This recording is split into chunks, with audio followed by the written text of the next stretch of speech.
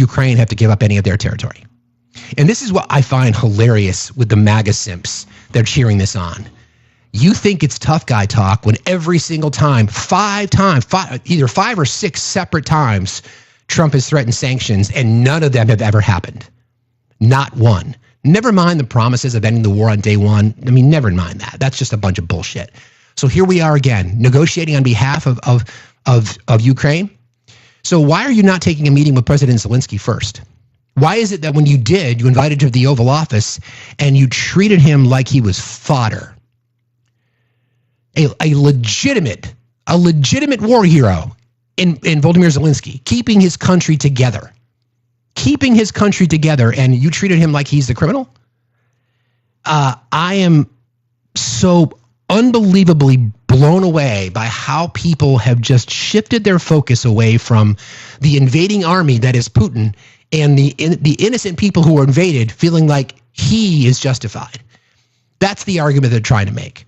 So again, the reminder is that every single month of his presidency, he has threatened sanctions against Russia, and not once has he followed through. And then again, he threatened sanctions against India for buying Indian oil. And then he came out with a public statement and said that they agreed. And India's like, no, we didn't. We have our country's best interest in mind. We're going to buy Russian oil. We're going to buy Russian oil. That's your fucking problem. So I don't know where that's going to go. I have no idea. I'm 50-50 as to whether or not the meeting even happens on Friday. I don't know. So you think the post-fact crowd cares about facts? Yeah, exactly. So we'll see. But it is a really interesting, it's an interesting time to say the least. So we'll see. We'll be tracking this all week. But I do, again, want to remind people that everything that we're seeing right now is to detract or distract us from the biggest scandal in presidential history, in my opinion, which is the Epstein files. And then with that said, I want to just make sure that we are dedicating a time every single day to mention the names of people who've been alleged assault at the hands of Donald Trump. I'm going to start with Jessica Leeds. Jessica Leeds, in her testimony, his hands were like an octopus. His hands were everywhere. Leeds alleges that Trump grabbed her breast and tried to put his hands up her skirt. Okay. Ivana. I referred to this as grape, but I do not want my words to be interpreted in a literal or criminal sense. In a divorce deposition, Trump's first wife used grape to describe an incident that transpired between them after a settlement was reached and the grape allegations became public in a 1993 book. Ivana softened the claim as part of her non-disclosure agreement. She was not allowed to discuss her marriage to Trump without his permission. And by the way, Ivana is buried next to the first hole at his Bedminster golf course because New Jersey law means that if your property has a cemetery and or a gravesite, you are tax exempt. Just throwing that out there. Also the name Kristen Anderson. Quote, he did touch my vagina through my underwear. Anderson alleges Trump put his hands up her skirt and touched her genitals through her underwear. Also Jill Harth. Quote, he pushed me up against the wall and his hands all over me and tried to get up my dress again. A former business partner, Harth alleges Trump forcibly kissed her on the lips and groped her breasts and grabbed her genitals in what she referred to in a 1997 lawsuit as attempted grape. On a previous occasion, she alleges he groped her under the table during dinner with colleagues at the Plaza Hotel. I think we can never, of course, forget that any of that happened. I will not let us forget that topic because it's way too important, obviously, to remind people that this guy is a predator.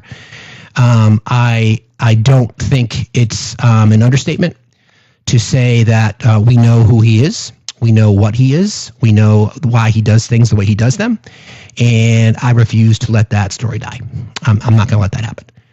We'll go back to this a few times. And I just want to remind folks just of a few things in regards to the statements that Donald Trump has made in the past, because I think these stories are necessary. So this is the first sound I want to play for you guys. Hang on one second. Everybody keep tapping and sharing, please. This was an appearance that he made on David Letterman's show back in the early 90s. Hang on one sec.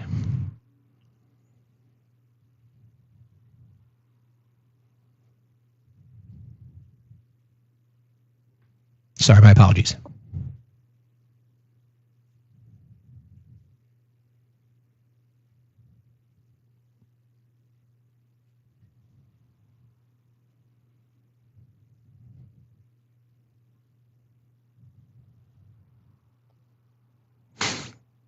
Okay.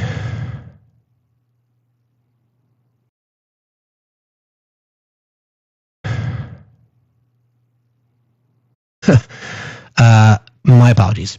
So it's based on the statements that I just played for you guys. And I want to remind you the statement specifically from Jill Harth, who said that he just grabbed her. Hang on a second. All kinds of tech issues this morning. Here we go. Okay, this is from the deposition in the E. Jean Carroll case. You can grab women by the... Well, that's what it's. If you look over the last million years, I guess that's been largely true. Not always, but largely true. Unfortunately or fortunately. And you consider yourself to be a star? I think you can say that, yeah. She's accusing me of rape. A woman that I have no idea who she is. It came out of the blue. She's accusing me of rape, of raping her. F1 in the chat, please. The worst thing you can do, the worst charge. And you know it's not true too. You're a political operative also. You're a disgrace. But she's accusing me, and so are you, of rape, and it never took place. And I will tell you, I made that statement, and I said, well, it's politically incorrect. She's not my type, and that's 100% true. She's not my type. There's this ridiculous situation that we're doing right now. It's a big fat hoax. She's a liar, and she's a sick person, in my opinion, really sick. Something wrong with her. Yeah, so there's that. And I want to see if I can find this.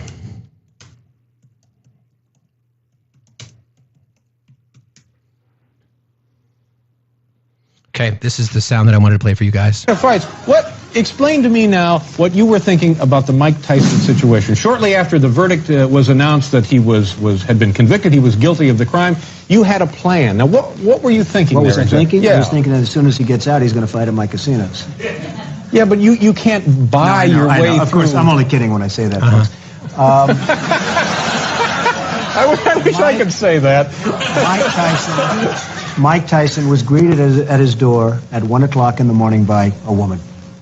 He then... Well, we don't need to go through the case again. It's ridiculous. The woman was dancing at 8 o'clock, and this guy's in jail for 6 years. I don't understand it. I think it's wrong. I think but due process of law prevailed. So then you came one of the worst defense lawyers I've ever seen. This was the worst defense. I mean, their defense essentially was that anybody that goes out with Mike Tyson knows she's going to be raped, and therefore Mike Tyson... This is his defense. I think it was a horrible job they did. Everything you say may be true, but still in all, you can't come in and say, okay, let's put the decision of the court aside. Here, I have a plan. I never said that. I think that was the impression people had of that. What I said really is that Mike Tyson should fight. Mike Tyson should supply millions and millions and millions of dollars to rape victims, and I think that's a hell of a lot better than him sitting in a jailhouse for 6 years. Now, let him do some time, let him do some this, but this man could supply $30 million just from one fight. And that solves a lot more problems than keeping him locked up in solitary confinement doing nothing. I think that Mike Tyson had a horrible defense. I think but again, what you're saying is that celebrities maybe should be treated differently than lay people. And I say Mike should serve some time and everything else. But to keep a man, here's a woman that was dancing at his door at 1 o'clock in the morning dancing. We don't need to get into this. We don't need to get into this. But that's an important thing. Hey, don't get me hot, okay? Yeah. And then just as a reminder, that statement again that he made. True with stars that they can grab women by the...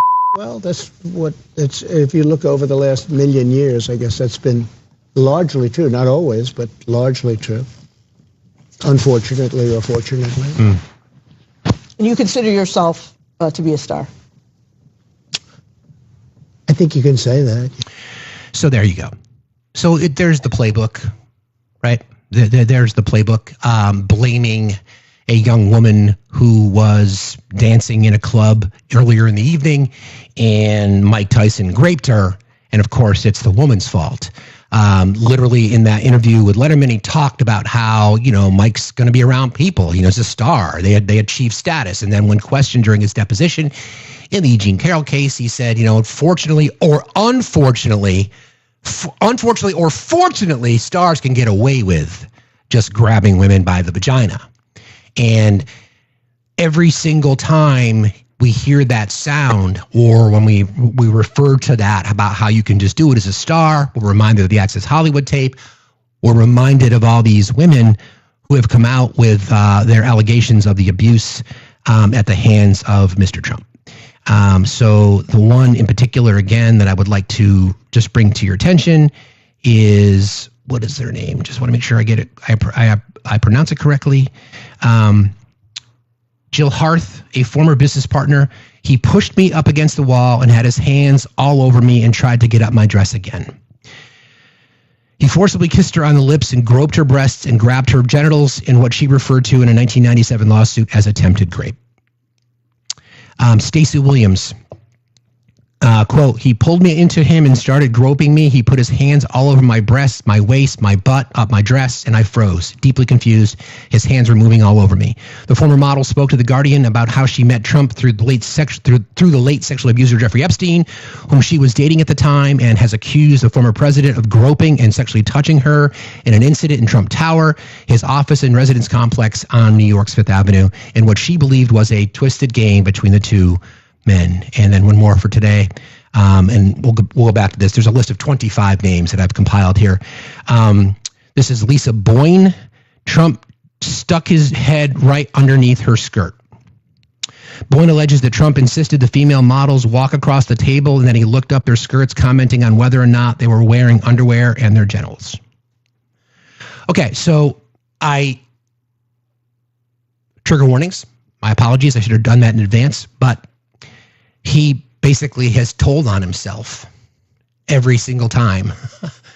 Yeah, it's all fake news, I'm sure. Yeah, it's all fake. It's all fake. It's all fake. We're not going to believe the dozens of women. We're not going to believe the court records. We're not going to believe witness testimony. We're not going to believe people that were connected to it. We're not going to name the people who've named names. Their stories are consistent.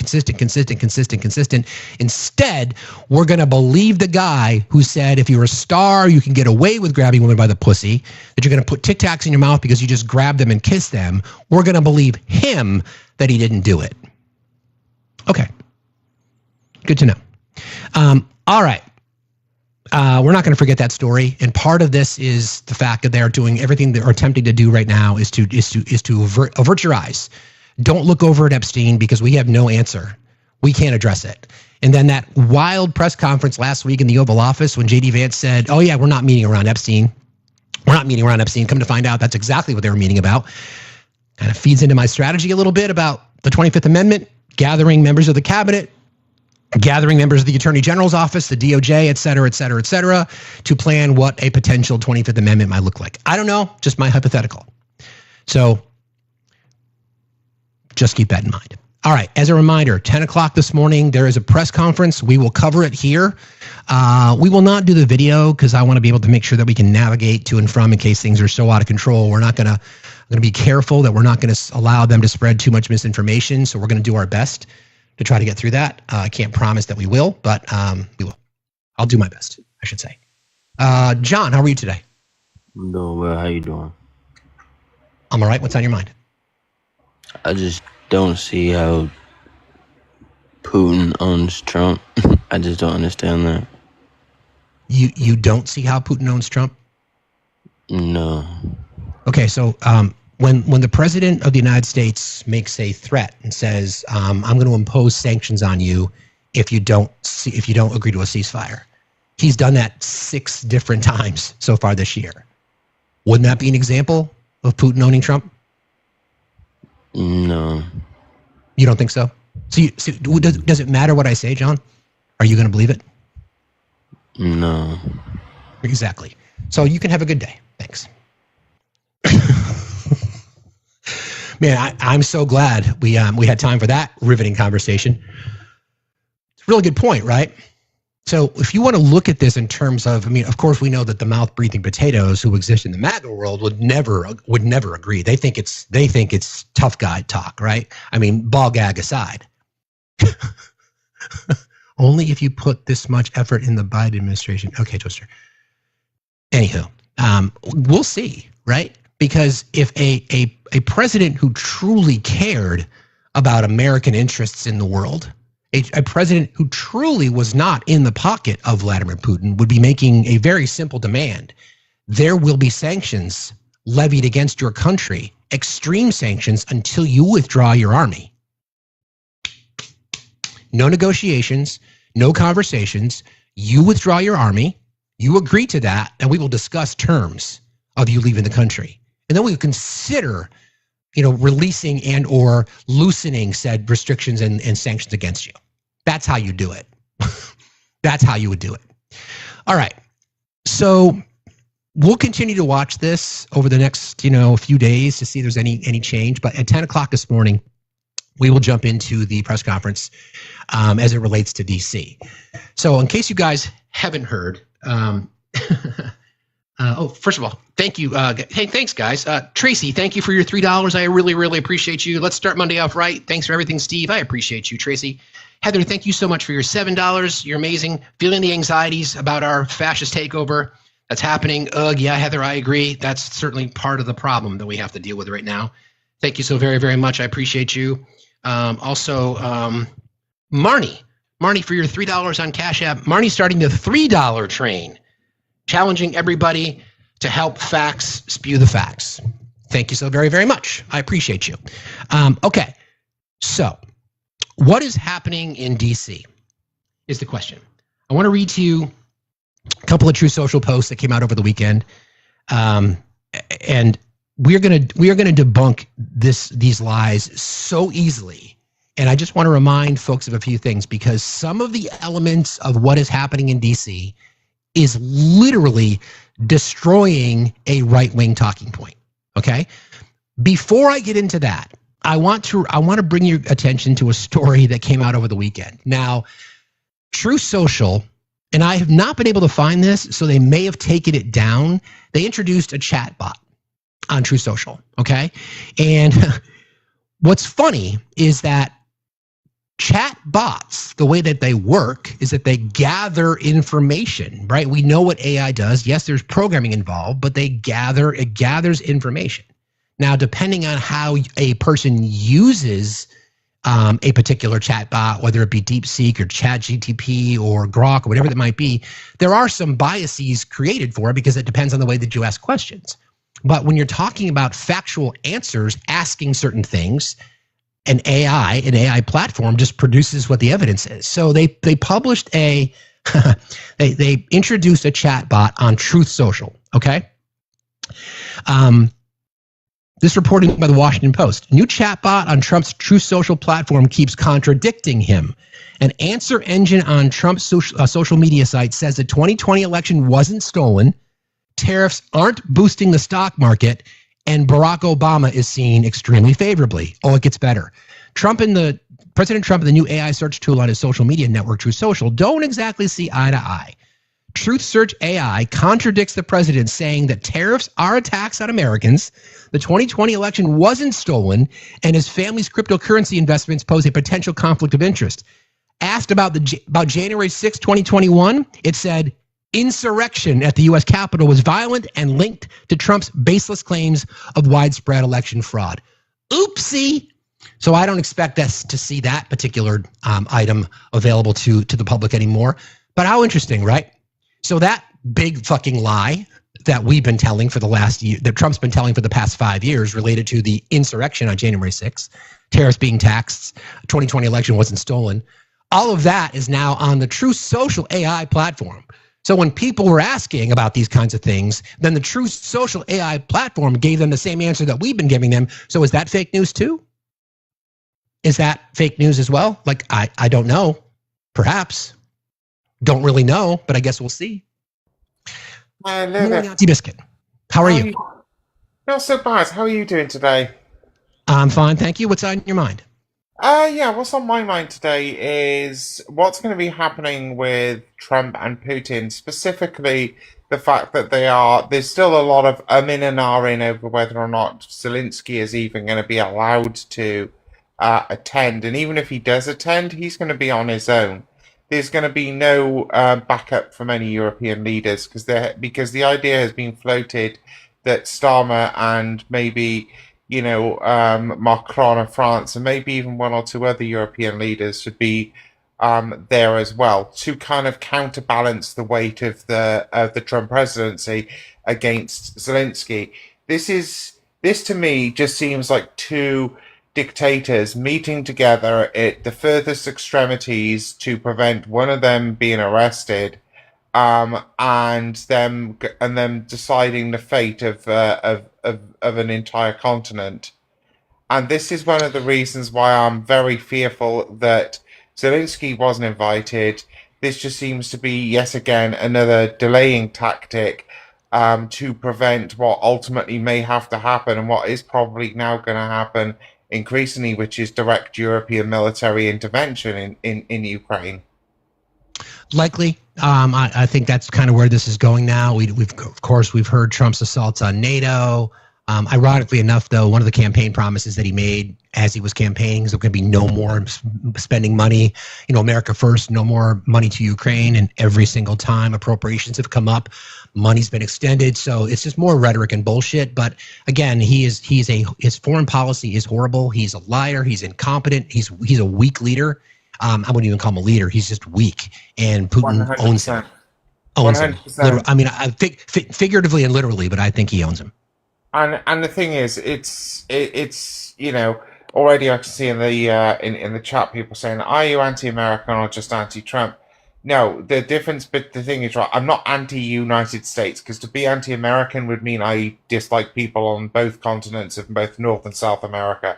No, I'm not anti-United States. I don't have a problem with people from the United States. I've got a lot of family in the United States. I've got a lot of friends in the United States. Most people in the United States are good-hearted, honest people who are just trying to live their life, keep a roof over their head, keep food in their belly, make sure they got affordable healthcare for their family, and doing the right thing, right? This is not this is not about being anti-American. What this is being anti-bullshit. There's a big difference. And the thing is, it's like, and I'm going to ask every American in the room right now who wants to defend Trump on the Ukraine issue, and trying to suggest that Ukraine should give up its land, its territory, and its people, because there are people still caught behind Russian lines. Exactly. So can I just ask you the direct question, actually, Fax? Sure. So if I was to come to your house, irregardless of your 2A, but if I was to come to your house and I was to go, you've got a nice kitchen there, I think I'm going to take that. Oh, I like the fridge. It's full of beer. I'm going to take that. I love your living room. I'm going to take that. Oh, and by the way, I'm taking the downstairs bathroom and I'm taking your garage. And what would you want to do to me to prevent that from happening, or would you want to take that back? I think the answer's pretty obvious. Yeah. Right. Yeah. Certainly. Yeah. Yep. Yeah. So what's happened in Ukraine is Russia's rolled on in there. They've taken the front room. They've taken one of the fridges full of beer. They've taken the kitchen. They've tried to take the garage. That hasn't worked out. So they've gone for the back room of your property. Yeah, it's like, right? I would want it all back, not just the living room. I would want everything back that you took illegally. So, but Ati, thank you for jumping in today. We got a lot to cover, so I appreciate your perspective on these things, and please come back anytime. Okay, thanks for being here. Appreciate you. All right, see you later. Bye bye. You too. One thing that Auntie didn't add in her list is that my dog, who got sprayed by a skunk over the weekend, and you know how I feel like I got a pretty good handle on it, and he only managed to sneak in the house just briefly before we were able to address it, and I got most of it off his face. But if I feel like everywhere I go, I still smell it. So hold on, real quickly, you guys will appreciate this. Let's see. Yeah, that guy. Sequestered. Once we got him, and then I was so freaking concerned about another skunk being outside that it's been an interesting few days around my house. Anyway, but yeah, so that's the whole point, right? You don't come in. You illegally came into my house. You took, all the stuff. You took the guitars. You took the snowboards. You took the motorcycle parts that are strewn everywhere. You took everything, and then the somebody else wants to come in and negotiate and say, okay, well, they took that stuff. Well, they're entitled to keep that. Says who? Says who? The answer is no one.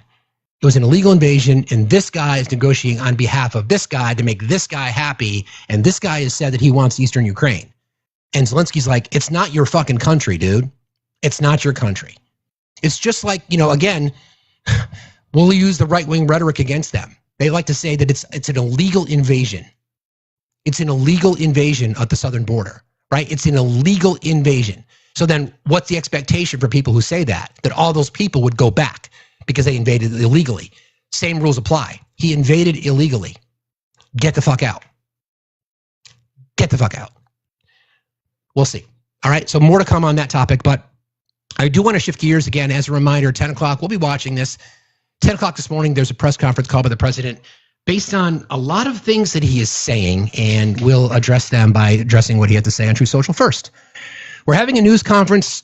This was posted yesterday. So today in the White House, I'm going to make our Capitol safer and more beautiful than it ever was before. The homeless have to move out immediately.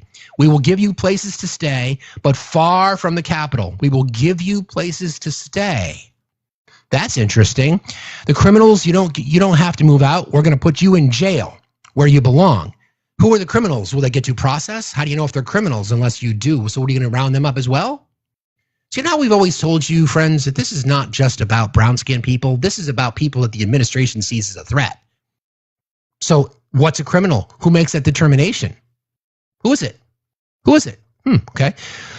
We're going to put you in jail where you belong. It's all going to happen very fast, just like the border in all caps. We went from millions pouring in to zero in the last few months. By the way, I checked that out. 393,000 encounters since November of last year. So that is a fucking lie that zero people have crossed. 393, according to the CBP, 393,000 encounters since October of last year. Okay? So people are still encountering at the border. So that is another fucking lie that you guys, you MAGA Sims, still want to believe. This will be easier. Be prepared. There will be no more Mr. Nice Guy in all caps. We want our Capitol back. Thank you for your attention to this matter. Okay. And then there was another statement on that same topic. This is a big one. Okay. One without the voice, one with. The press conference on crime and beautification will be held today, 10 a.m. Eastern Time, in the press briefing room. And it will not only involve ending the crime, murder, and death in our nation's capital, but will also be about cleanliness and the general physical renovation and condition of our once beautiful and well-maintained capital.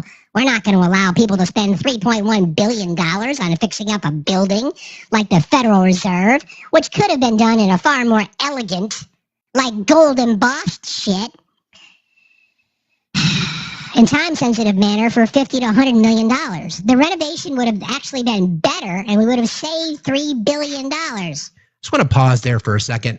He's suddenly concerned about saving money when the American taxpayers are going to spend $1 billion to retrofit his fucking jet. Okay.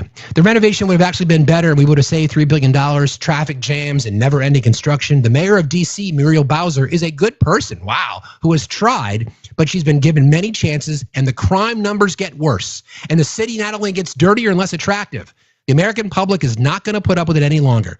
Just like I took care of the border, where you had zero illegals coming across last month, again, more fucking lies. From millions the year before, again, another lie.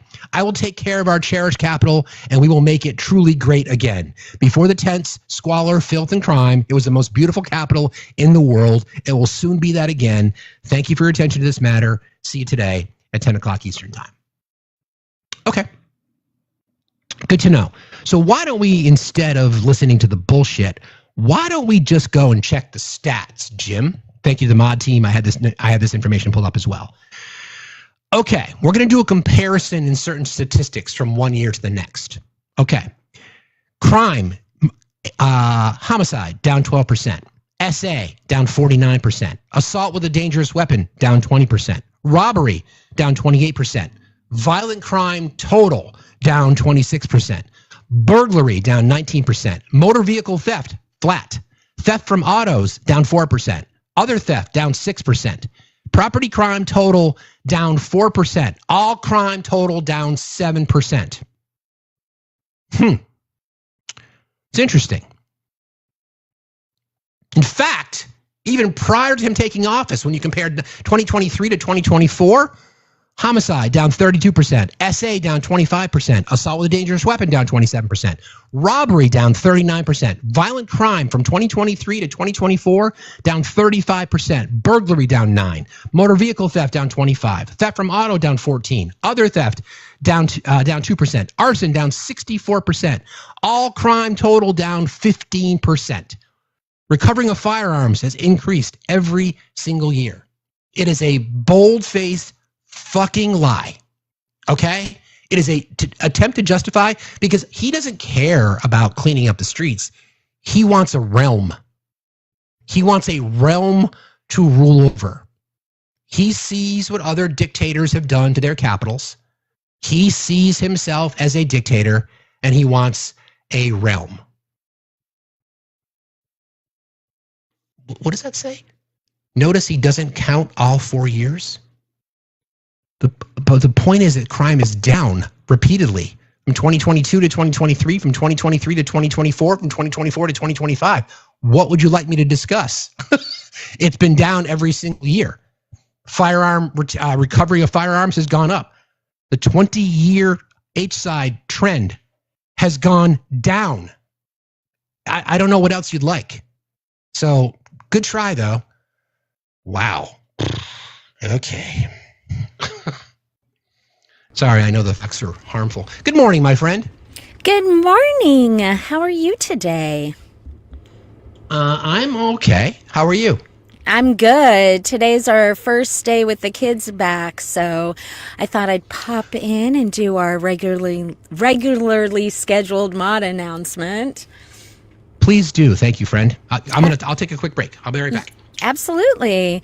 Good morning. Y'all know that I'm here to remind everyone to please support our fabulous hostess with the mostest. He's our captivating conceptual conductor, creating a cacophony of carefully crafted, compelling commentary.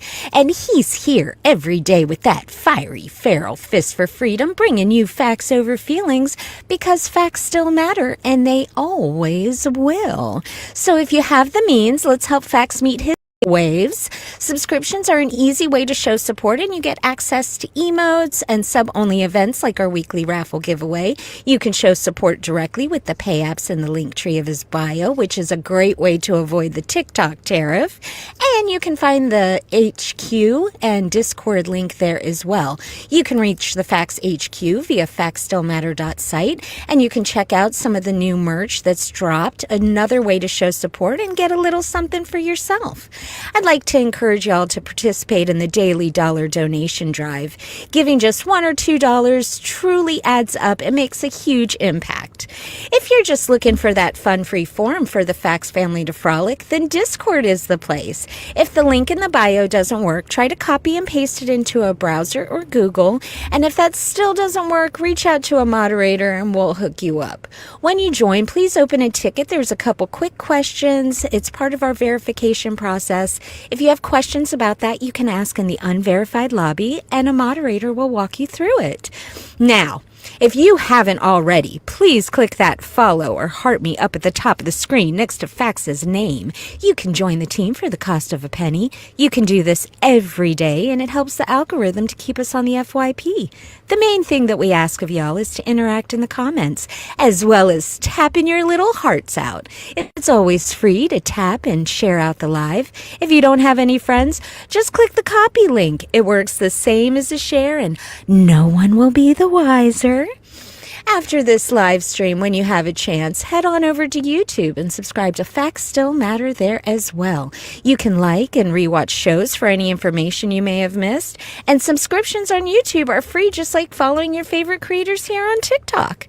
Lastly, be kind, smile at a stranger, and have a fuck your feelings kind of day. Thank you for being you. Thank you for everything you do. And good luck with your children at school today, because I know you refer to them all as your kids. I appreciate you, my friend. Do. I'm so excited. Thank you.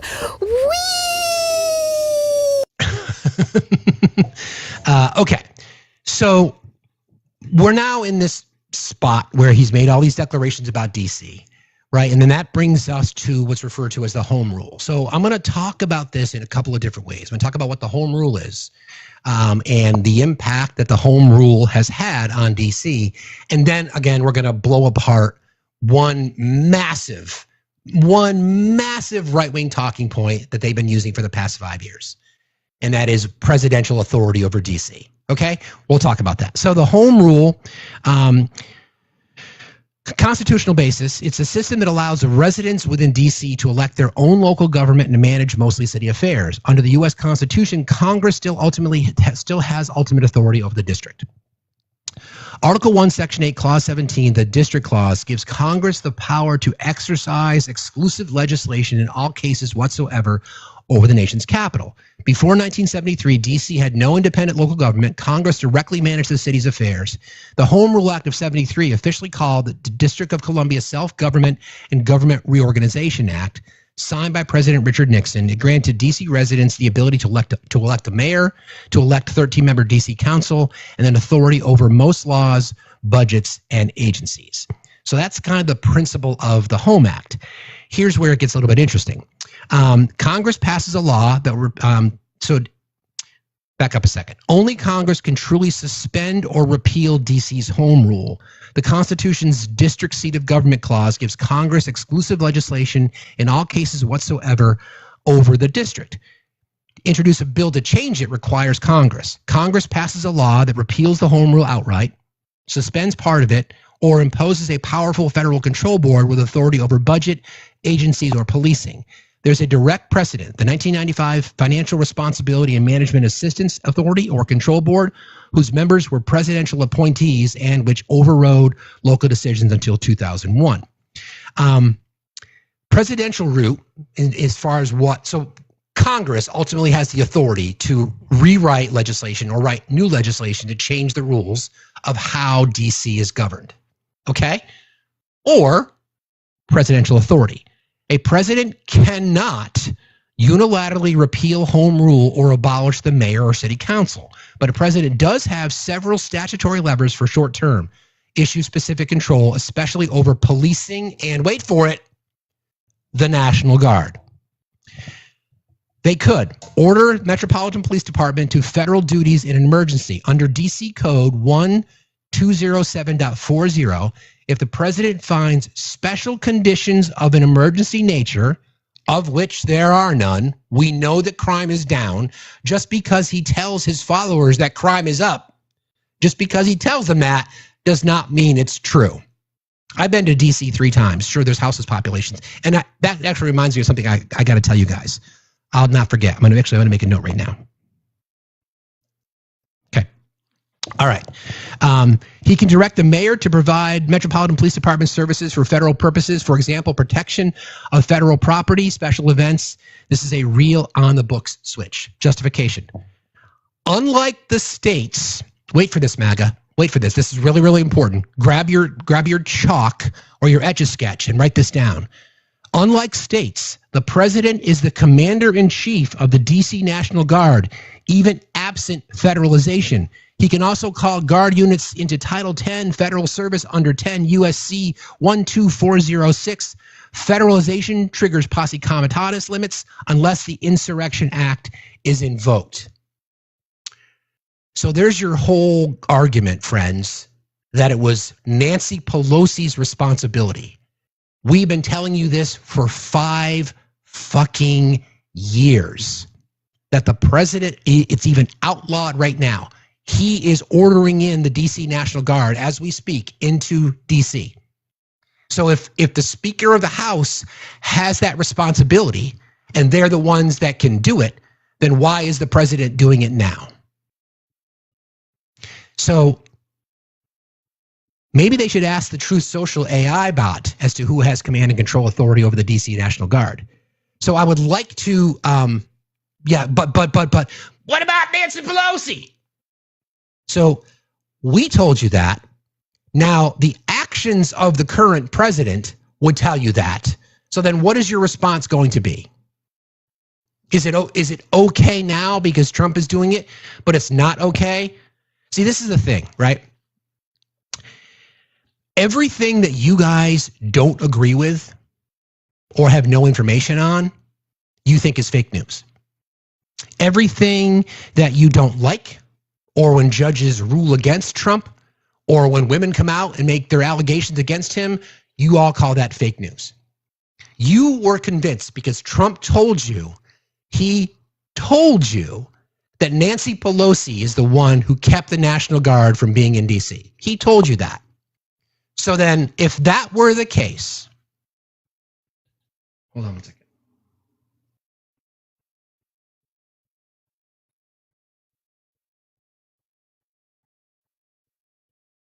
If that were the case, then why are we not hearing from the Speaker of the House now? The reason is because the Speaker of the House is nowhere in the chain of command for the DC National Guard. Again, unlike states, the president is the commander-in-chief of the DC National Guard, even absent federalization. He can call the Guard units into Title 10 federal services under 10 USC 12406. Federalization triggers posse comitatus limits unless the Insurrection Act is invoked. Invoking the Insurrection Act is another power the president has. If there's a rebellion, obstruction of federal law, or it's impracticable to enforce the law by ordinary means, the president may deploy active duty forces domestically under 10 USC 251 through 255. This is extreme, controversial, and litigation prone. They can also flood the zone with federal law enforcement. DOJ, DHS can surge, FBI, ATF, DEA, U.S. Marshals, Federal Protective Services, Park Police, and Secret Service to operate especially on or around federal property and to run joint task forces. Recent reporting shows how this looks in practice. The president still can't erase home rule, legislate for D.C., or permanently commandeer local agencies beyond the narrow emergency and federal purpose authorities. Any sweeping claim to run the city would hit statutory and posse comitatus guardrails absent the Insurrection Act and would face immediate court challenges and local resistance. So I'm trying to figure this out. So if I'm sitting there, I'm MAGA. Okay, wait. Sorry, that didn't feel very good. You've been told for years that the reason that the DC National Guard did not show up on January 6th until much later was because Nancy Pelosi kept them from being there. Here we are now. The DC National Guard is in DC at the order of the president. Let's just see what the latest is.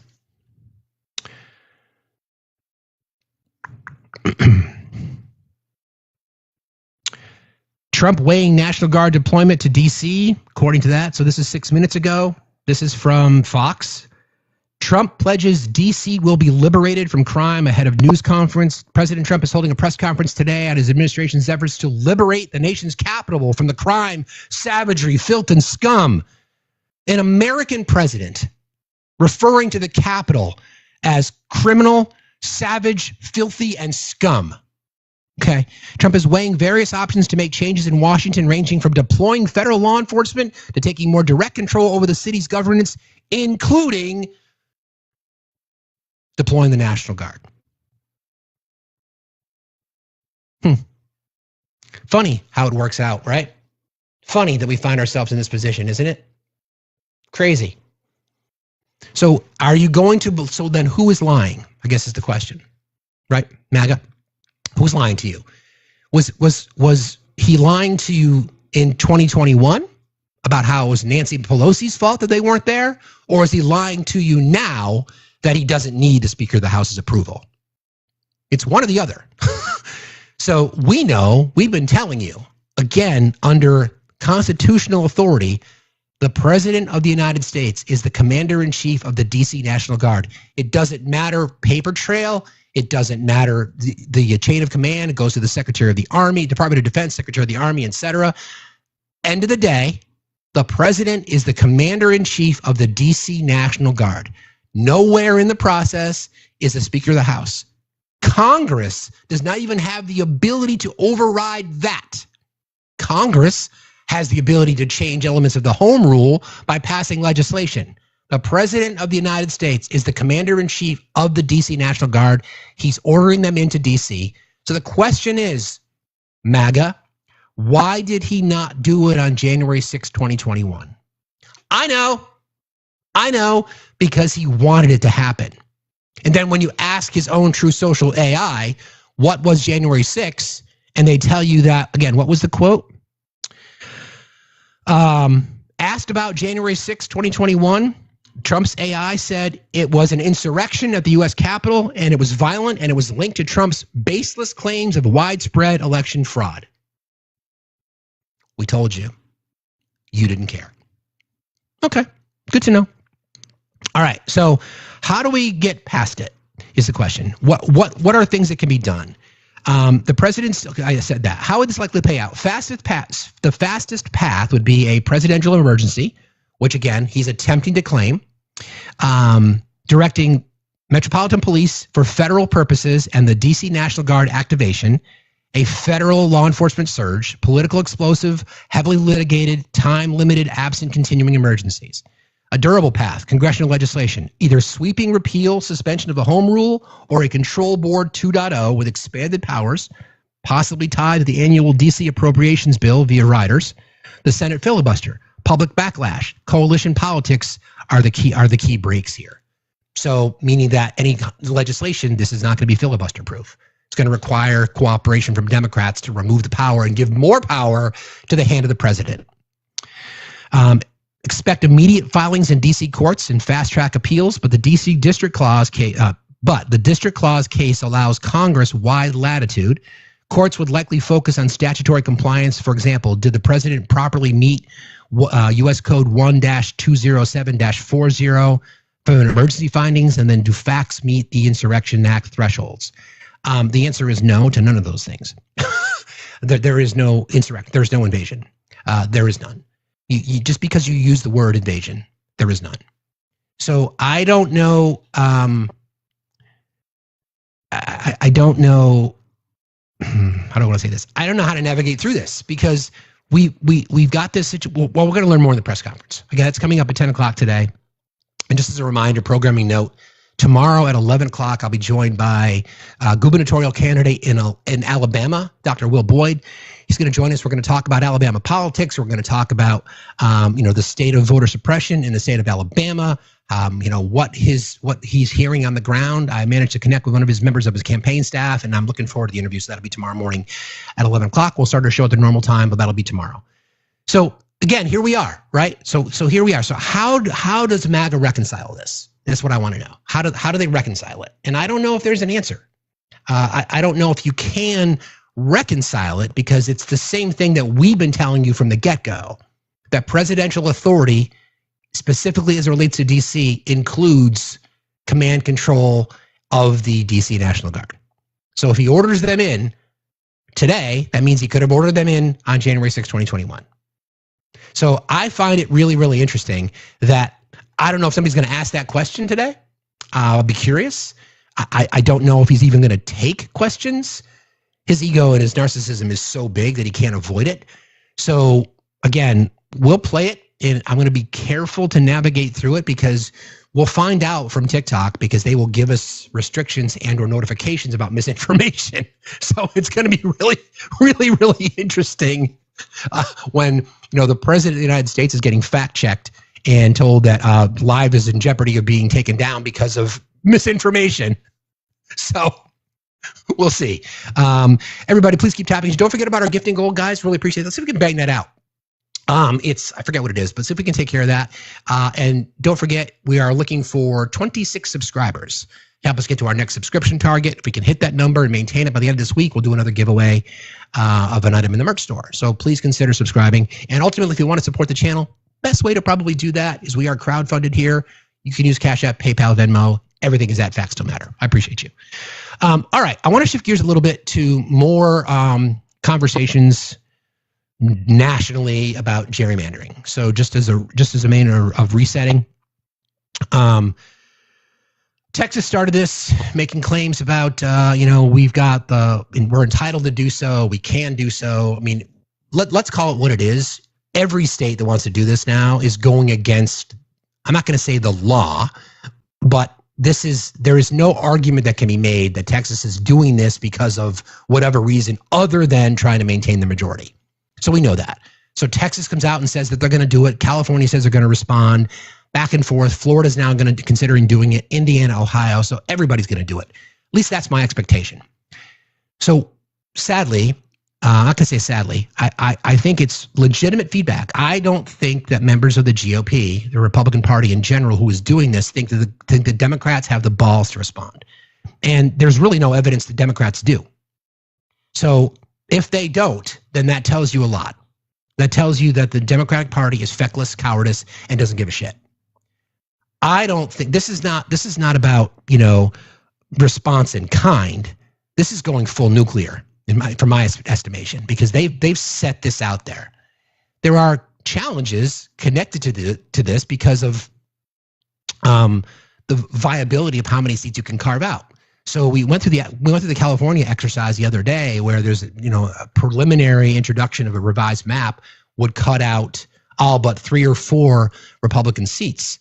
I say cut them all out if we're going to do it, right? So I was curious. So I kind of wanted to find out the specifics of the trifecta. So when we talk about the governmental trifecta, especially when it comes to states, well, in general. So Trump's got the trifecta right now. You got the White House, you got both chambers of Congress, right? Similarly, in the states, right? Do you have the governor's mansion and then control of the legislature, right?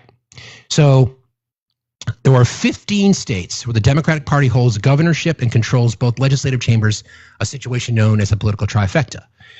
You look at these states, okay, and then the determination as to how many additional seats in theory, and then we'll look at the Republican side as well. How many additional seats in theory could Democrats carve out? So as it sits right now, California has 156 congressional districts. I'm sorry. California has 52. There are a total of 156 congressional districts represented by Democrats. I'm sorry, back up a second. 156 congressional districts represented by states that have the trifecta, governor's mansion, and then both chambers of Congress. California with 52, Colorado with 8, Connecticut with 5, Delaware with 1, Hawaii with 2, Illinois 17, Maine 2, Maryland 8, Massachusetts 9, Michigan 13, New Jersey 12, New Mexico 3, New York 26, Oregon 6, Rhode Island 2, and Washington 10. Okay? So of those states, let's look at what the split is. So California has 52 total seats, 43 held by Democrats, 9 held by Republicans. Colorado, 8 total, 4 and 4. Connecticut, 5 total, 5 Democrat, 0 Republicans. Delaware has 1. It's Democratic, just like Vermont. Although Vermont is interesting because it's a Republican governor, divided legislature, 1 representative, it's back and balanced. Hawaii has 2, both are Democrats. Illinois has 17, 14 Democrat, 3 Republican. Maine has 2, both Democrats. Maryland, although Jared Golden is 1, he's a little inconsistent. Maryland has 8, 7 Democrats, 1 Republican. Michigan has 13, 6 Democrats, 7 Republicans. New Jersey has 12, 9 and 3. New Mexico has 3, all Democrat. New York has 26, it's 19 and 7. Oregon has 6, it's 5 and 1. And Rhode Island has 2, and both are Democrats. So it's a total of, hold on one second. It's a total of 29 seats that Democrats hold. Republicans hold around 44. Let me back up a second. Democrats hold 127 seats of the 156 we just mentioned. 29 are held by Republicans. Republican states with a trifecta, 23 states, they hold approximately 167 seats. Roughly 125 are Republican, which means around 45 are Democrats. So Republicans hold an advantage if they want to gerrymander all Democratic districts out. So if all states involved, so there are 23 states with Republicans. Those states are, states with 100% GDP delegations, at least 7 states, Idaho, Iowa, Nebraska, North Dakota, South Dakota, Utah, and Wyoming, each hold between 1 and 4 states, estimating roughly 16 seats total. So those are entirely red. Alabama has 7 seats, Florida 28, Indiana 9, Kentucky 6, Missouri 8, Ohio 15, South Carolina 7, Tennessee 9, West Virginia 2, and Texas 37, technically 38, but that's a 25-12 split currently. Unaccounted seats in other Republican trifecta states like Arizona, Oklahoma, etc., but they likely lean heavily Republican anyway. So I guess what I'm saying here is if we're going to go full on nuclear, then I have every expectation that the Republicans are going to attempt to do just that, right? Are going to literally just redraw the map so that there's no Democratic representation in their states. And then will Democrats do the same? And if that is the case, there are still going to be districts across the country that have always been swingy, right? That have always been swingy. So basic math, right? Democrats have the ability to gerrymander out 30 Republican seats. Republicans have the ability to gerrymander out 50 Democrat seats. That's the math. I expect it to happen because Republicans cannot win the elections unless they cheat. They can't. They started this. This is their game. They're going to attempt to say that they're doing it because they're entitled to do it. No, they're not. I want to remind people, okay? Kamala Harris got more votes in 2024 than Greg Abbott has ever received for the governorship. Ever. And I don't even think it's close. I think it's like roughly 500,000 votes or so. So we'll see how that goes. But that's the plan here, I think. We'll talk about it more in a second. Roderick, how are you today? Hello, Roderick. Are you there? Roderick. Oh, thanks. I didn't mean to join, brother. Oh, no problem, friend. You got anything on your mind? Oh, man, I just, I don't know, man. These MAGAs, man. I think you're correct. I don't think they can win if they don't cheat, and they don't mind cheating openly. So, correct. Yeah, I don't. Yeah, you're right. I think we are at a full-on, head-on war with these people. I think we have to do what we have to do to win. That's where I am with it. All right, man. But I appreciate you, man. I listen every day. Big time. Thank you, brother. And I appreciate you. Thank you, my friend. I appreciate you very much. I just gave you a follow back. I appreciate you being here. Have a good day. Thank you, man. Yeah, I mean, I think he's right? I mean, I think the expectation here, the reason the Republicans did this is because they don't think Democrats will respond. And this is one of the reasons that Democratic popularity is low. But by the way, that gap is closing. So it's inside the margin of error about the public perception of the Republican Party. It's between 3 or 4 points. Democrats have actually picked up ground that went from the upper 20s to the low 30s, and Republicans are in the mid 30s. So basically, what the American people are saying, we're fucking sick of both of y'all. All right, we know that. So Republicans cannot win an election without cheating. They can't. They can't. They can't. There's no other way to describe this. This is exactly what it is. So I've said this to you guys before. I have every expectation that the Democrats will go full nuclear on this, or as George Bush used to say, nuclear. Full nuclear. That's hard to say. Nuclear. That's my expectation. I have every expectation that they will use their power, their trifecta power, to say we are redrawing the maps. California said we're going to put this in front of the voters. Okay?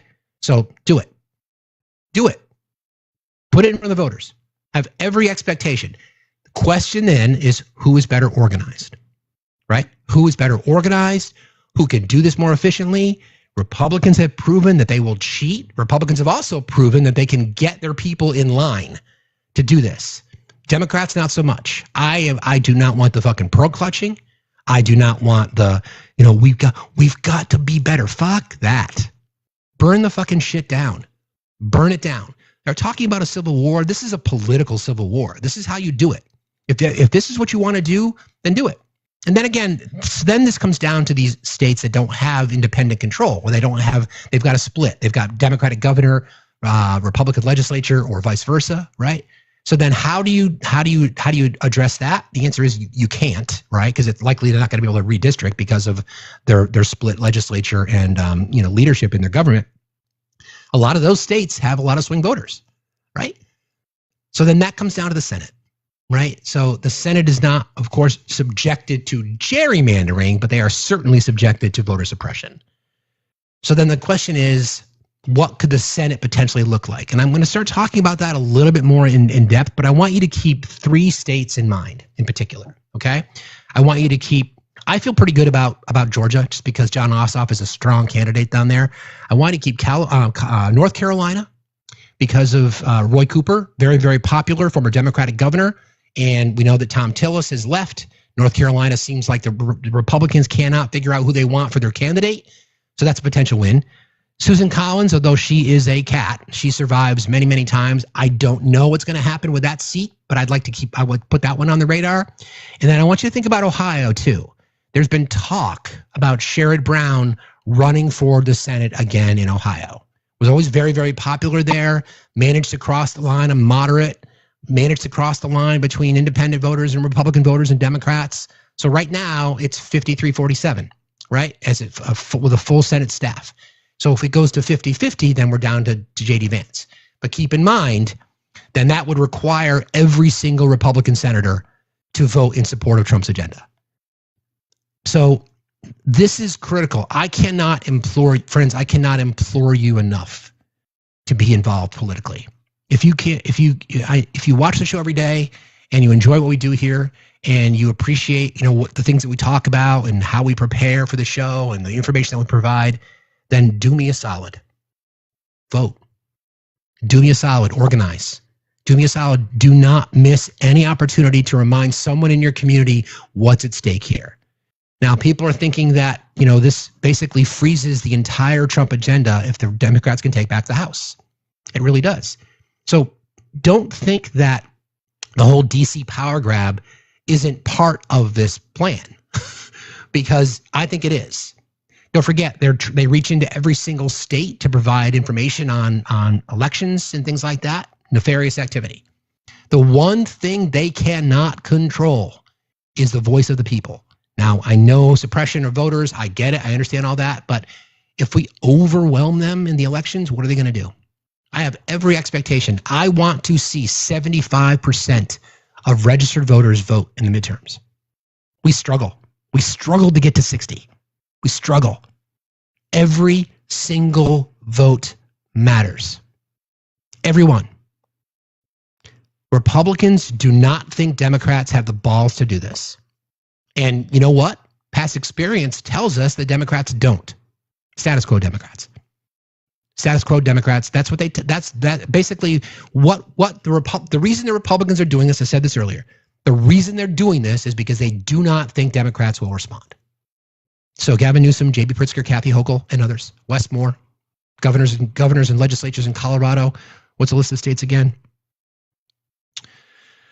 California, Colorado. I'm only going to name the states that don't have any Republican seats or that have Republican seats now. Illinois, Maryland, Michigan, New Jersey, New Jersey, New York, and Oregon. 29 Republican states that could literally be erased from the map. How does that happen? What's the voter reaction to it? Hard to say, right? So I want this done, and then when you regain power, I want to outlaw gerrymandering. I want to make it a crime. That it's every 10 years, no questions asked, that it's an independent body that redraws the maps, no questions asked, no more politicizing, no more party rule, no more it's my way or the highway. I want democracy back. And the only way to do that is to fight back. This is a fight for our country. This literally is a fight. And Republicans will cheat and they won't apologize about it. And in fact, they'll play in your face. We heard that rep from Texas say it. Oh, this is because it's better for my party. It's not better for the country. You don't give a fuck about that. I want democracy back. I also want I want it to go further than that. I want Democrats to introduce legislation regarding statehood for DC. So I think this is part of the strategy that Trump's attempting to federalize this because I think he knows that because of everything that's happening, that DC would get statehood, which would mean 2 Democratic senators. I'd like to see statehood for Puerto Rico as well, which would likely mean, again, 2 more Democratic senators. I want to expand the court. That's what I want. I want to see these things that are necessary because I'm sick and fucking tired of business as usual. Exactly. We have to fight harder. We have to fight, period. But we have to fight harder in a different way. Good morning, Olive. Good morning. How you doing? We're doing good. Manny wanted to add something real quick. Go for it, Manny. Hey, so I know you're talking about redistricting and the 2026 election.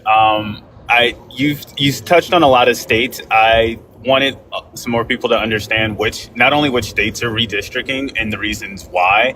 Obviously, we know Texas because they're up to nefarious deeds. But Mississippi is court ordered to draw their map because they failed to do that in 2020. They failed to do that in 2020, and they found that they have been gerrymandering against black voters in Mississippi. Ohio is court ordered as well. They're legally required within Ohio's constitution, so they're redrawing. Utah is court pending, again, because of the same reason as Mississippi. Wisconsin is currently they have lawsuit challenges, but they are also pending redrawing. And Georgia, Louisiana, and Florida are also under legal challenges of redrawing, while the blue states that you named are doing it for retaliatory purposes because of Texas. Yeah, that's a good point. And I know Alabama, and we're actually going to be talking tomorrow again with Dr. Will Boyd, who's running for the governorship in Alabama. Because voting suppression is something he really cares about. I know Alabama had lawsuits filed against how the maps are drawn, that they disenfranchised the black community, underrepresentation. They got sued. They lost. They appealed to the Supreme Court. The Supreme Court rules in favor of the plaintiffs to redraw the maps. Alabama refused, went back to the Supreme Court. Supreme Court ruled against them again, and then they finally had to have an independent body draw the maps. So this is what we're seeing. So you're right. I'm glad you brought that up. And I'm trying to find, I know a while back, like 2 months ago, I told you guys that when Obi was on there that I made a spreadsheet that actually has I can send it.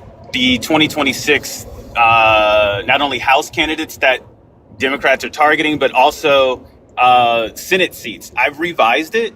So for those that don't know, the Democrats have a couple of, it's not just the DNC, right? They have two other organizations for both House and Senate. The House one is called DNCCC. Correct. There's 35 seats in total that they are targeting. All 35 are obviously Republican.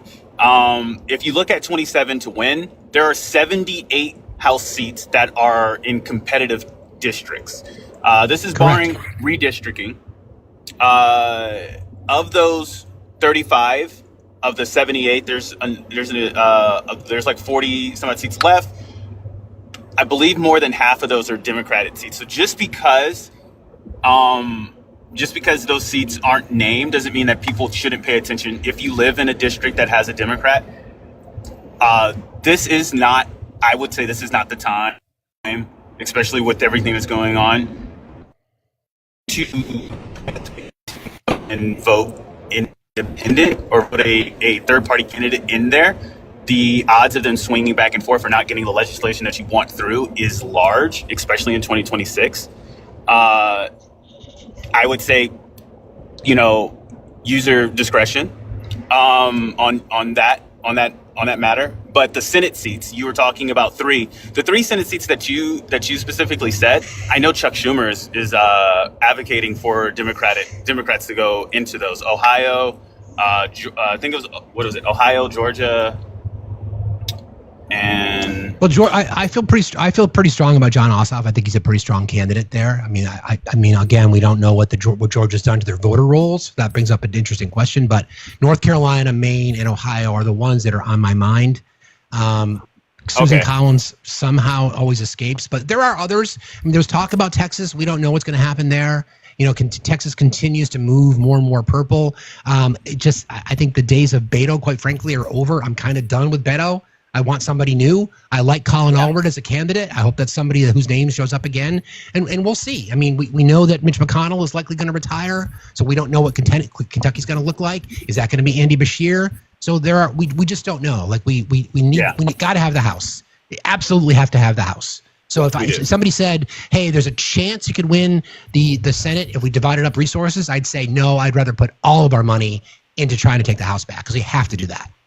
No, I 100% agree. I think that all 35, out of the 35 seats, I believe there's a handful of them, I'd probably say half of them, that are very realistic for the Democratic Party to seize and flip.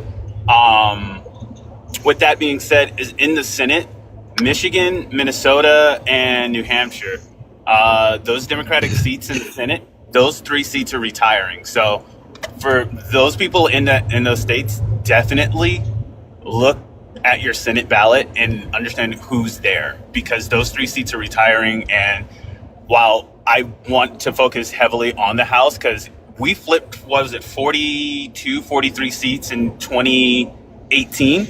We can 41, yep. 41. Yep. We can definitely flip 35 seats in the House again. I would love for us to do both, but gerrymandering aside, Manny, I hear you. But all things being equal, let's keep in mind too. Like in 2022, there was supposed to be that red wave. There was predictions of like 25 or 30 seats that Republicans are going to win, and they died on the vine. They barely held on to their majority. So that tells you a lot that Republicans, people don't like Republican politics. They just have to cheat to win. But I'll go back and check on that. Maybe we'll talk a little bit more about the Senate. But thanks for you guys for jumping in today. I appreciate you. And then also, no, never mind. Never mind. I'll message you about that. Never mind. Ignore me. I don't know what I'm talking about, Steve. Okay. It's morning. First day of school today, so. I was going to say, good luck, Olive. Hearts in the chat for Manny and Olive for going back to school and molding young minds. I appreciate you. Hearts in the chat for teachers everywhere. I appreciate you guys. Be safe out there, okay? Will do. We love you. Bye. Love you too. Bye. So that'll be interesting to kind of watch, right? Like, I don't know. I don't know. We have to get involved. I mean, we can't. No more excuses. Jay Nice, how are you today? Good, Steve. How are you? Fine, thank you. What's on your mind? So I was listening to a live yesterday while I was driving. I didn't join it, but I heard a guy talking about that he didn't vote in the last election. I think he was younger, like the millennial age group. And he was saying we don't have to vote. Like everybody says it's our duty to vote. And he was actually on the panel of the live. And he was saying, if both candidates suck, we don't have to vote, I'm not doing that. I so wanted to join because, what's the option there? We can't leave the seat empty, And so I just wanted to get in there and say, yes, you have to vote because, we have to have a choice. If you don't vote, then you're getting selected. Somebody's going to make the selection for you. And for him to be up on this panel of a live saying something like that, I just couldn't believe it. I'm like, why be on a political panel and saying that, I just couldn't believe it. But I was shocked that they still felt that way. Well, that's lack of formal education in many regards, and just the inability to address what's happening. But Jay Nice, thanks for jumping in today. I appreciate you. All right, thanks. See ya. Bye. Yeah. I'm not even sure if this is motivation enough, but if there's anybody in who, again, people who watch us regularly every single day, and I really, really appreciate everybody that comes in and joins us, 1,300 people in here. I really appreciate it. But you got to do me a solid, and you got to participate in democracy. It's not a fucking spectator sport. This is what's at stake. My expectation to all of you, if you live in the states, that list that I went through of those states that have the ability to gerrymander out Republican seats, my expectation is that you are on the phone with your representative, you are contacting the governor's office, you're contacting leadership in legislature, and you're saying, what the fuck are you going to do? I don't want to play nice. Don't accept the canned answer, or we're thinking, I don't want you to think about it. I don't want you to send a strongly worded letter. I want to see legislation. I want to see you guys redrawing the maps, and I don't want you to apologize for it. We are redrawing the maps because Republicans want to take over our country and turn us into a Christian nationalist theocracy, and we're not going to do that. They cheat We don't give a fuck about the representation. Don't fucking care. Don't care. Play their fucking game. How do you respond to a bully? You speak up to a bully. And you call out a bully because bullies are cowards. Bullies are weak. Bullies are frail and fragile. So address it. Fucking vote their fucking asses out.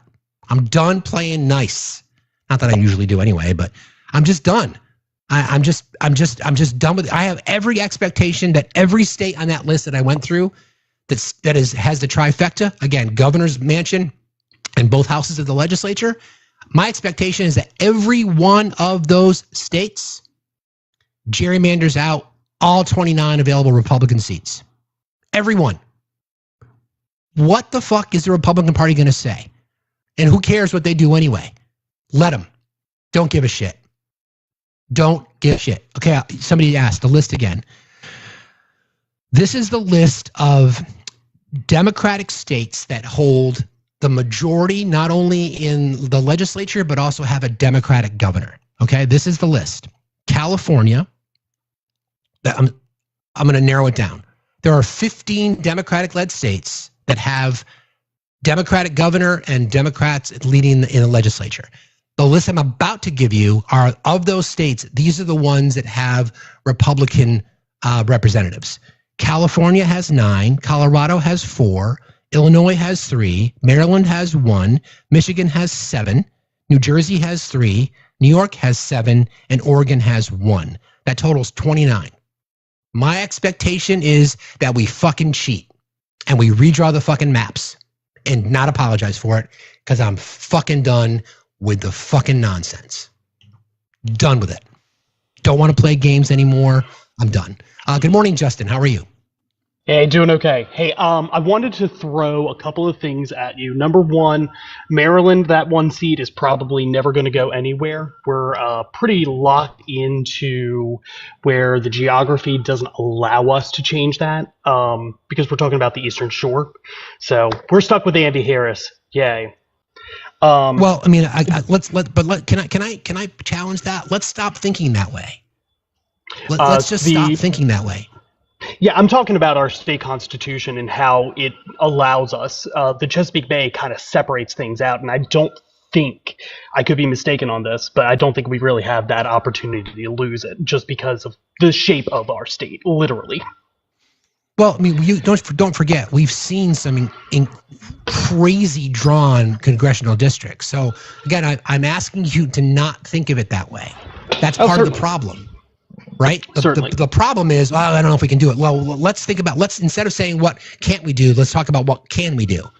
So I would just ask you to think about it a little bit differently. Okay? Fair enough. Now, the more important one I wanted to mention was, before we get to 10 o'clock, I was trying to figure out where your homeless encampments were in D.C.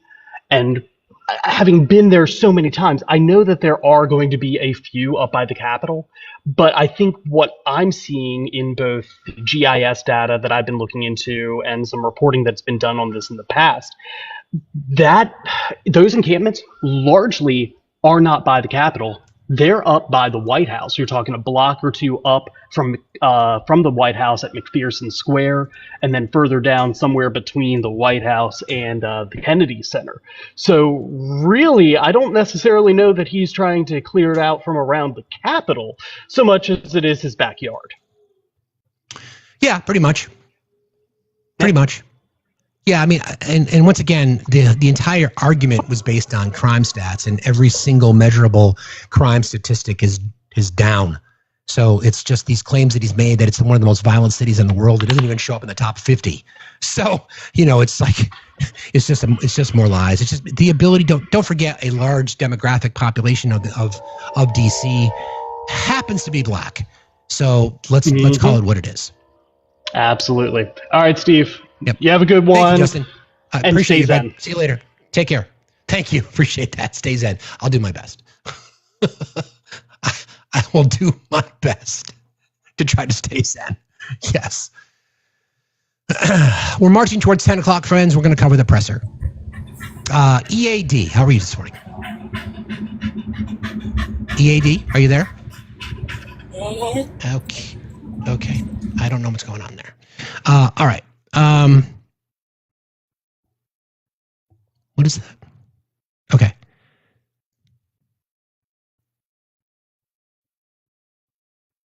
Okay.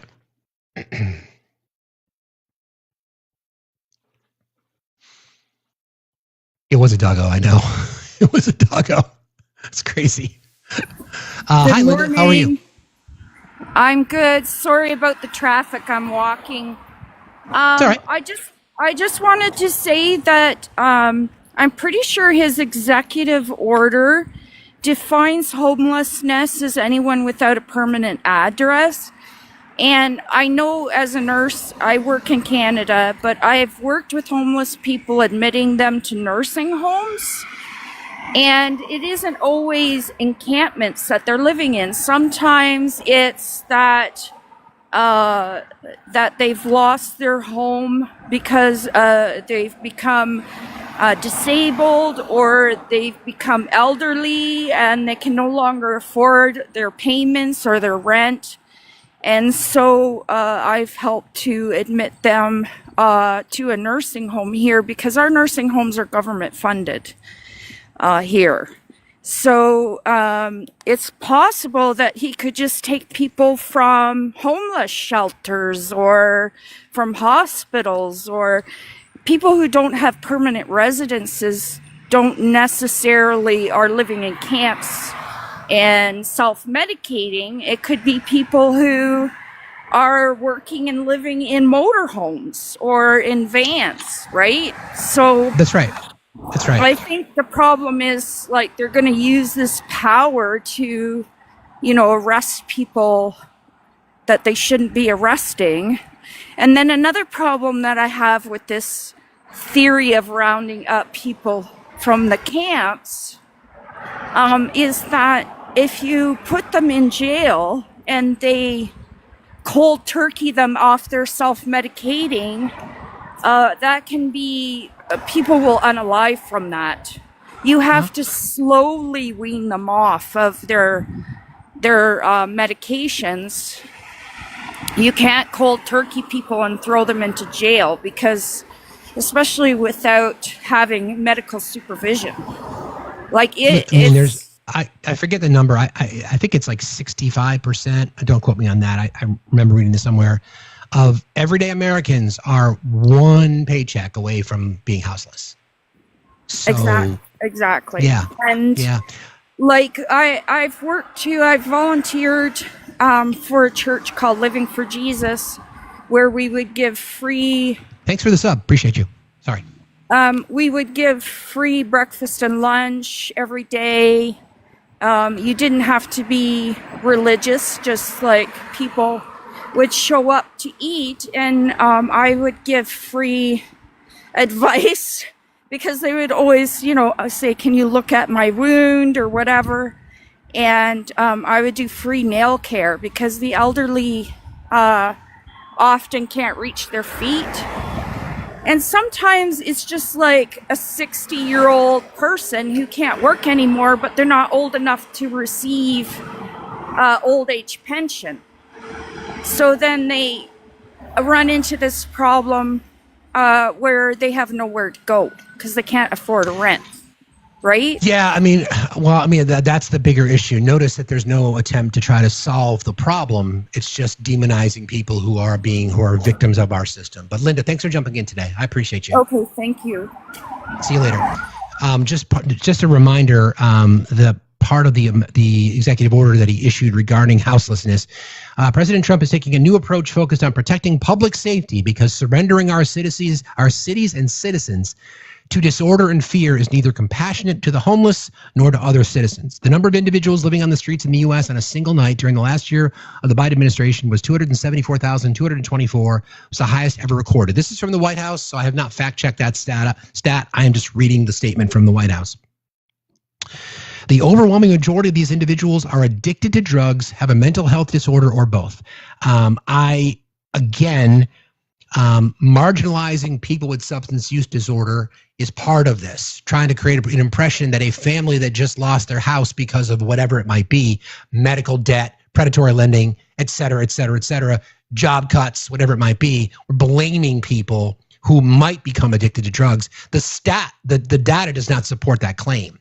Oftentimes, people become addicted because of the horrible situation that they're in, but substance use disorder is fucking real, and I am so tired again at going after people who are slaves to the system.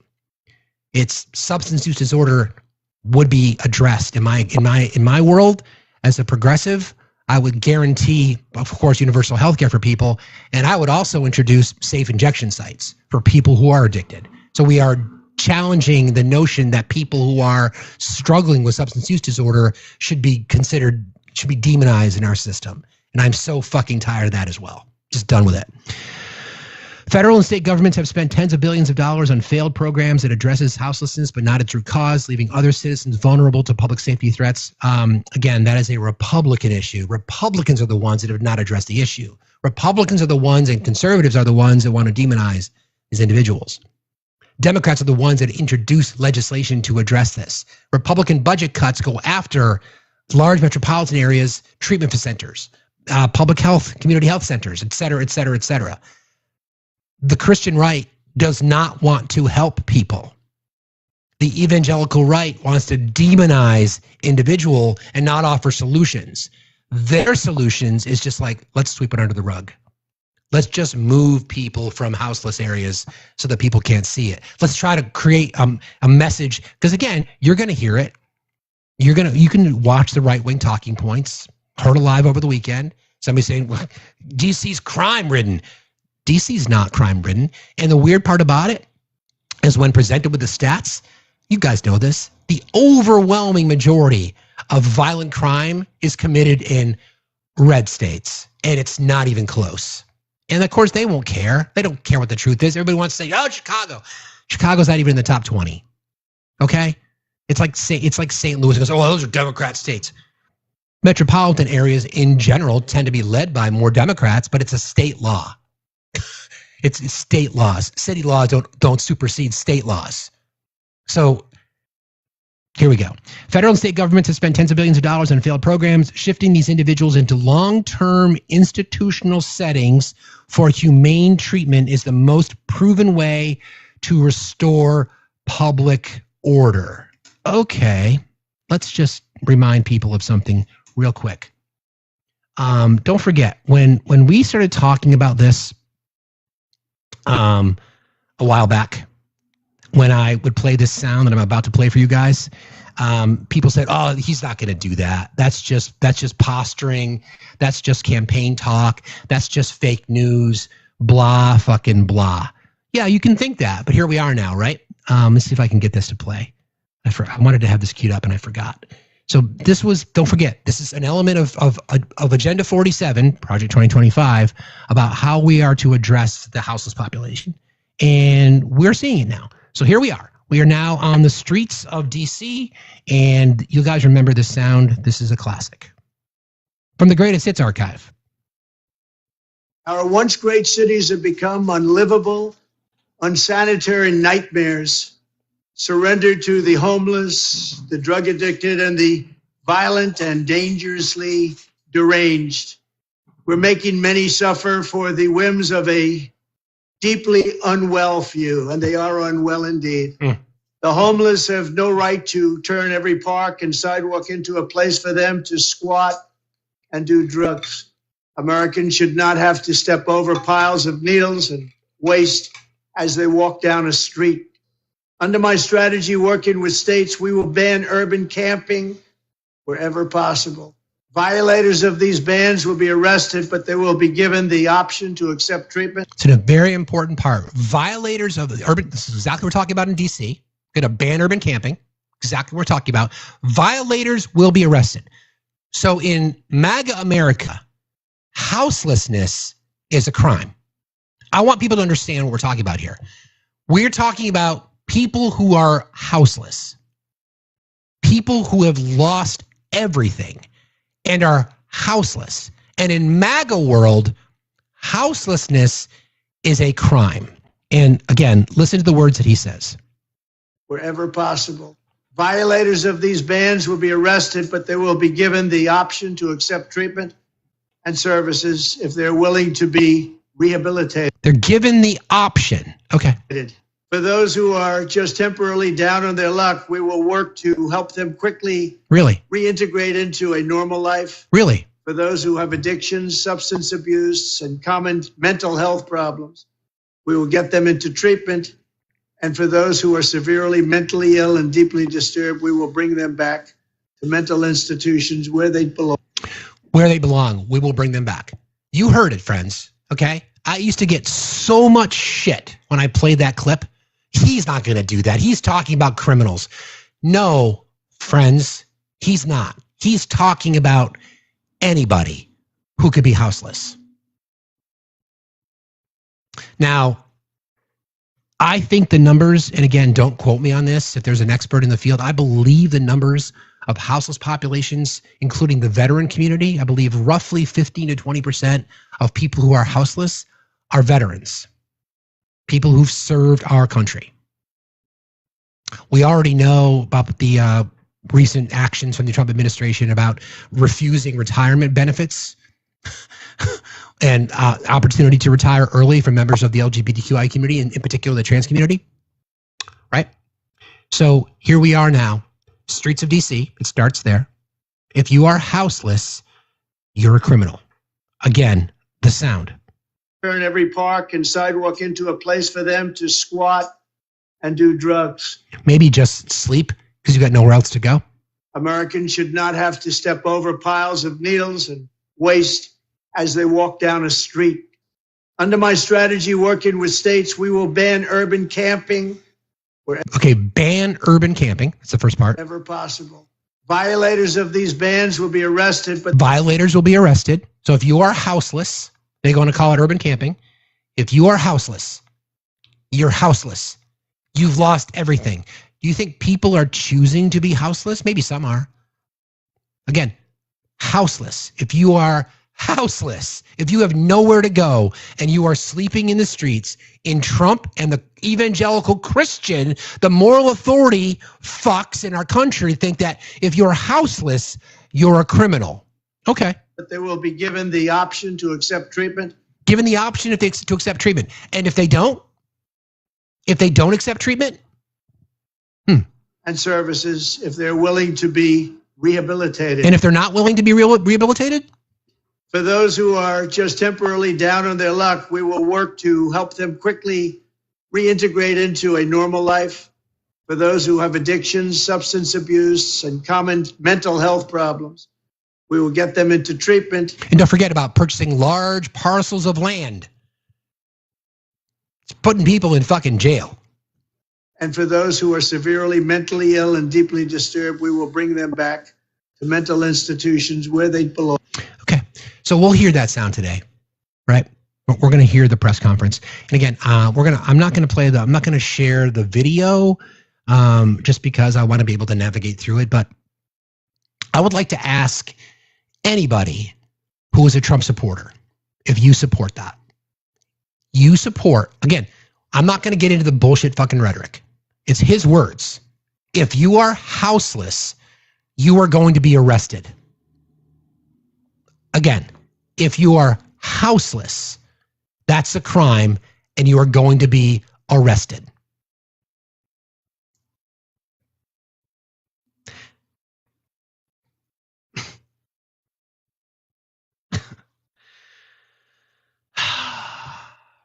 Thank you to Julie for your $5 because facts do matter. Yes, thank you, Julie. Heather, thank you for the $1 drive. I appreciate you very much. Oh, you don't do it. Yeah, I did. Too bad I did it because you're always so kind to me. I appreciate you. Chris, thank you for the $13. I appreciate you very, very much. I don't, we talk about how the cruelty is the point, right? And we sort of say that a bit tongue in cheek. We've created a system now where we've got our economy crumbling. We know that we know tariffs are taxes on the consumer. Prices are going up for people.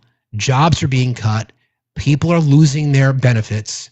People are losing their homes. It's going to drive more people into poverty. Crime is going to go up because poverty is one of the single biggest drivers of crime, especially petty larceny, theft, things like that. Think about it. Ask yourself this question, okay? Ask yourself this question. You could be a law-abiding citizen. You could do everything right. And you are faced with a scenario that you don't have food or money to pay for food to feed your family. What would you do? Of course you would consider, shoplifting or whatever that might be. We've all been there. We've all been there.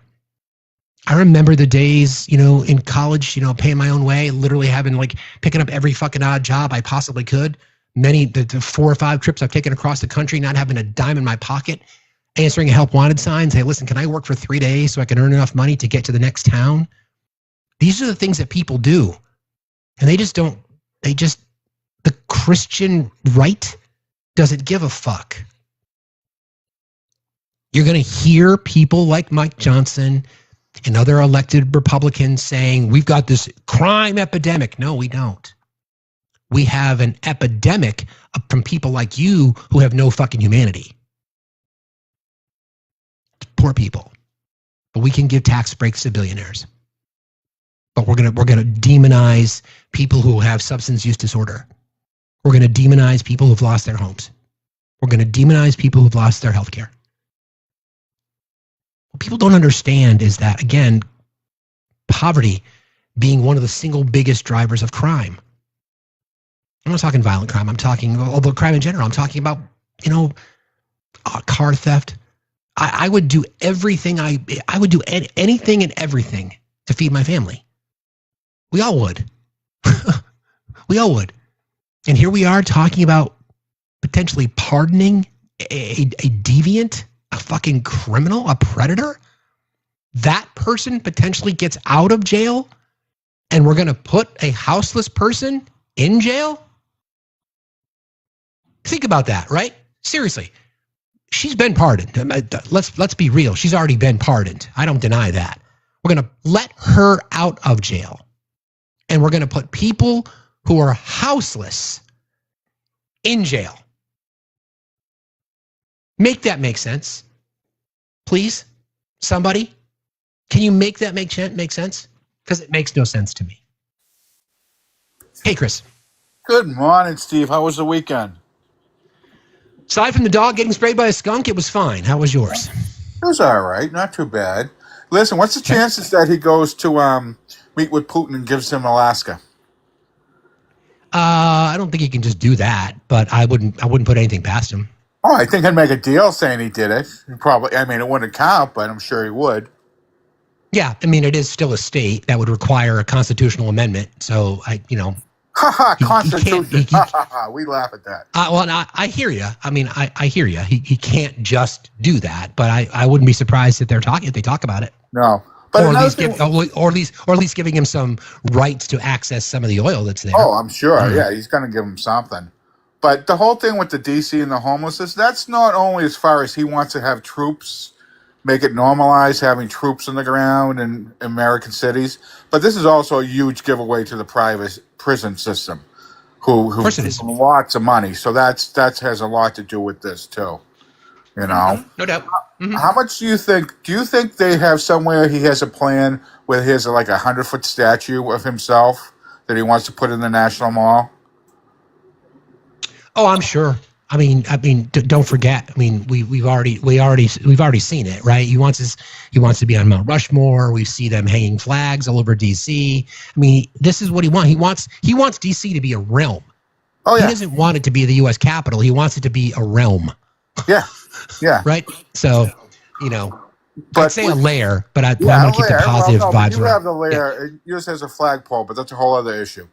Correct. Yes. Although I'm not even allowed in my lair anymore. My own lair, I can't even go. But that's a different conversation. You're advocating too quickly. I know. I get it. I understand. But the whole thing when you talk about gerrymandering, one thing you absolutely hit on is get out there and vote, because the thing what people have to understand with gerrymandering, the more they do it, the more they dilute. Yes. The more they dilute the each district, because you have to take from one district to give to another district to make it more Republican. So say if you have a district that leans like +8 Republican, you're taking some from that, you're taking some from that, you keep diluting. So the one way that you can actually offset that, the more people that get out there and vote, you can overcome that. Because like you said before, the problem is not enough people vote in this country. I mean, in Australia, you get fined if you don't vote. You actually have to vote, or they fine you. Which I think is fantastic. $50 civil fine. Exactly right. You know, Yep, because I agree. but so that's the point with the gerrymandering. The more they do it, the more they dilute the different districts. So you can offset that by getting your ass in gear and getting out there and vote. Agreed. I agree. I don't know if Appreciate you heard Chris. this Thanks over for the being here, weekend. buddy. I don't know if you heard this over the weekend. They had to cancel all school trips to the White House because certain people there can't be within 500 feet of kids. Yeah, exactly. I appreciate you, buddy. Thanks for being here. Pal. Have a good day. See you later. All right, bye. It's a really good point, right? I mean, when you start to, the exercise of the gerrymandering tactics, packing and cracking, you pack more of your voters into one district, or you crack up a district that has not enough of your voters, and you suppress the vote by cracking, you enforce your vote by packing, things like that. So Chris brings up a good point. The more you do that, you are potentially putting vulnerable districts at risk, which again is a strategy that the Republicans have used in the past, and they've used it effectively. Again, I want to go back to the topic. We're going to learn a lot from this. I don't know if we're going to learn anything from this press conference, but we're going to stream that. It's supposed to start at 10 o'clock. I just want to keep that in mind, that what's happening here, right? We're pardoning insurrectionists, people who beat up police officers. We're letting them out of jail. We're letting out people like, what's the guy, Russ Ulbricht, the Silk Road guy, who was one of the biggest, drug dealers imaginable. We're letting people like that out of jail. And instead, we are going to lock up people who are houseless. One thing we know about Trump is aesthetics are extremely important to him. And as he is, to call him tacky, I think is an insult to people who are tacky. But aesthetics are important. Like, he believes that the Oval Office looks great with the cheap ass gold fucking embossed bullshit. He doesn't like the fact that there are houseless people. So he sees them as a threat. Doesn't give a shit about the humanity side. Doesn't give a shit about any of that. No empathy towards humans, which is what narcissists do, right? They don't give a shit about anybody but themselves. So I want people to be thinking about this. Like, if you're out in your spaces, and I know some of you go, remember, I go to right-wing spaces, so you don't have to. You're welcome. But when you're out there talking to people, just to say, hold on a second. So you think, so we should be locking up houseless people and letting people who beat up cops out of jail? We should be locking up people who just happen to have lost things. They're down in their luck. We're going to lock them up. We're going to arrest them, but we're going to let Ghislaine Maxwell out of jail? Make that make sense. Let them wear that badge of fucking honor. That badge of shame. Let them fucking wear that around their fucking neck. Let them wear that around their neck. Good morning, Ethan. How are you today? Hi, I'm good. I see you have the Ukraine flag in your profile picture. What do you think of the new flag design that they pitched? I haven't seen it. It's 3 colors. It's white, red, and blue. Haven't seen it. That's Russian. Yeah, that's boom, boom. Russia's winning. Yeah. I think it's hilarious. So, are you a simp for Russia? I'm not a simp for Russia, but I noticed the Ukraine thing, and I thought it was just an interesting joke. But you're a simp for Russia then? So you think Russia's justified in their invasion? Yeah. You do? Really? Yeah. Why would you say so? An illegal invader? Okay, I'm curious about this. You think Vladimir Putin was justified in invading a sovereign nation? Yeah, 100%. It was provoked. By who? The West. How did the West provoke it? By overthrowing the democratically elected President Yanukovych in 2014. Right. Yeah. So that didn't happen. So once again, it's justified. It's justified. I'm talking about 2022 when the invasion happened. This is what I want to know. So how is it justified? I want you to tell me how it was justified. History doesn't start in 2022. In 2014, there was an overthrow. Ethan, how was the Russian invasion of Ukraine justified? Because if we go back to 2014, the Ukrainian government. I'm not talking about 2014. I'm not talking about Vladimir Zelensky was democratically elected. Yes or no? Yes. Okay. So again, moving on. How was the illegal invasion by Russia justified? I'm trying to answer it.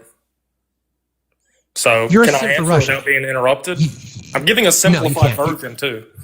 No, you're a simp for Russia. You still haven't answered the question. I don't like Russia. But you think that they were justified to invade a sovereign nation? Yeah, I think a lot of people are justified. That doesn't mean I like them. Yeah, I don't give a fuck what you think. Get the fuck out of here. Boo-hoo. Russia's winning. Yeah. Seriously.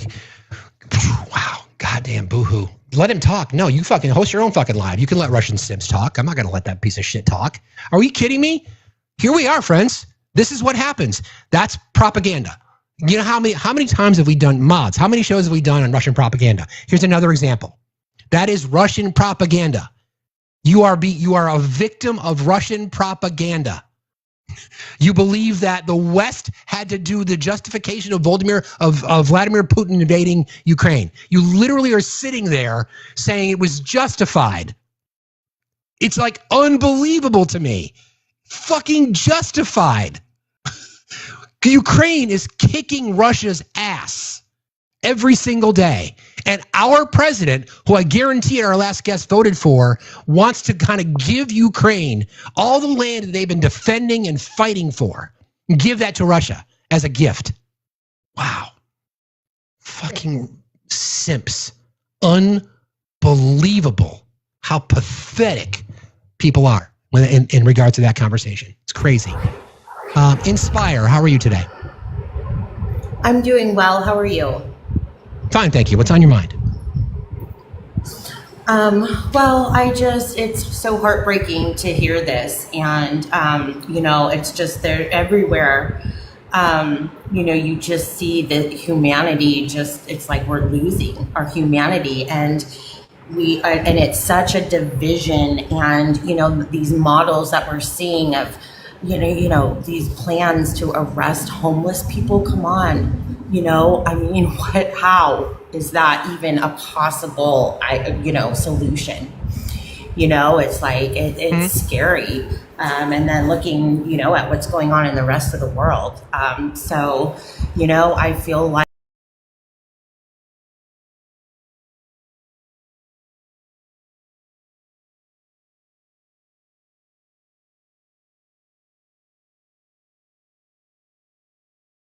but I don't know if you encourage people to kind of start coming together in their communities, starting working together, maybe looking at movements to, try to stop where, if we follow the trail of, just all this division and separation, to me, come together with whom though? Who should we come together with? With just us as people against the billionaire elites. That's what I think. So that would require people on the right to want to come to us to ask for salvation, correct? I feel like it would require a level of respect for everybody, for humanity. So being able to say, Inspire, can we get a little bit specific though? So you're speaking in kind of grandiose terms, and I want you to be specific. Who is supposed to come together with whom? Who's supposed to gather? Let's answer that. Who's supposed to come together with whom? The human beings people are being oppressed. People who's being oppressed? People that are right now, literally everybody. I mean, in any kind of group. Okay, but that who are we supposed to come together with? We're supposed to come together as humanity to come against late stage Inspire. capitalism. Okay, I'm gonna try. I'll make it easier for you. Am I supposed to come together with a Trump supporter? Am I supposed to come together with a Trump supporter? I mean, as far as looking and saying, I want all of us to be able to be alive. I know that there's major differences in how we are, how we see things, right? I mean, major differences, right? But can you answer my question, it's please? like, am I supposed to Yes, come sir. together I'm with a sorry. Trump supporter? It's okay. You just try to answer my question, okay? Because then our press conference is going to start in a minute. Am I supposed to come together? Okay, so sorry. use your words. Am I supposed to come together with a Trump supporter? Do you want me to just answer you yes or no, I'm just because you're talking about a lot of things, and I'm just trying to ask you to be specific because you said come together. That's why I said come together with whom? I think everybody has to come together. Yeah, I don't think it's a left or right. So people who are voting to take away rights from women, people who are voting to and cheering on marginalized communities being decimated, cheering on people that are being rounded up by ICE. I'm supposed to come together with people like that? Well, on the other side of it, on the side to say, can you please answer my question? Am I supposed to come together with people like that? To help them, to help them, to see how. Nope. Goodbye. Nope. Not interested. Good luck, though. Good luck. If you want to make a point, okay, here's an exercise. Stop talking in terms of we just need to come together. Okay? No, we don't. We don't. We, people who stand in support of human rights, people who want to defend marginalized communities, people who want to stand up for justice and the rule of law, we need to come together within ourselves so that we unify as a front against fascism. I don't give a fuck about a MAGA voter. Don't give a fuck. First time, you might get a pass.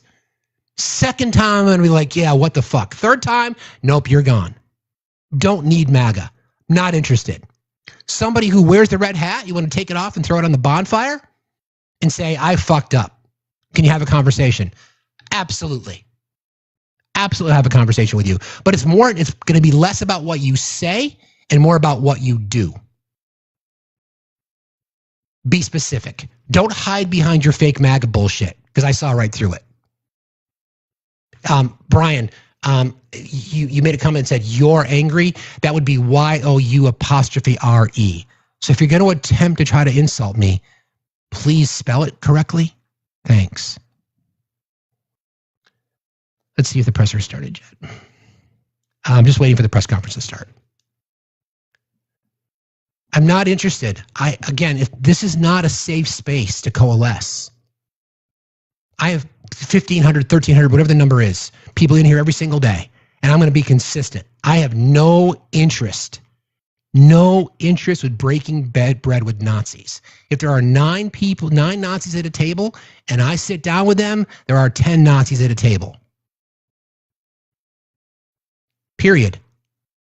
Please, if you're going to make a statement to say we should coalesce, who should coalesce with whom? Why should I put my hand out? Seriously, why should I put my hand out? Not interested. I'm just not interested. Maybe other people are, and everybody's going to have a plan. Everybody's going to have a strategy. Everybody's going to have their own tactic. Right? That's fine. Mine, not a safe space. Don't give a shit. I don't care if we vote. I don't care if we have similar opinions about certain things. But if you have an expectation that I'm going to open up my heart to people that vote to take rights away, that people who come up here and say, just a joke, you N slur, R slur, the T slur, people like that, I'm supposed to connect with them? Nope. Nope. Not going to happen. I got probably time for one more guess, and then we can get into our. Hopefully, the press conference will start. I'm nervous about it too, but it is what it is. Adam, how are you today? Adam, are you there? Adam going once. Adam going twice. Okay. Guess not.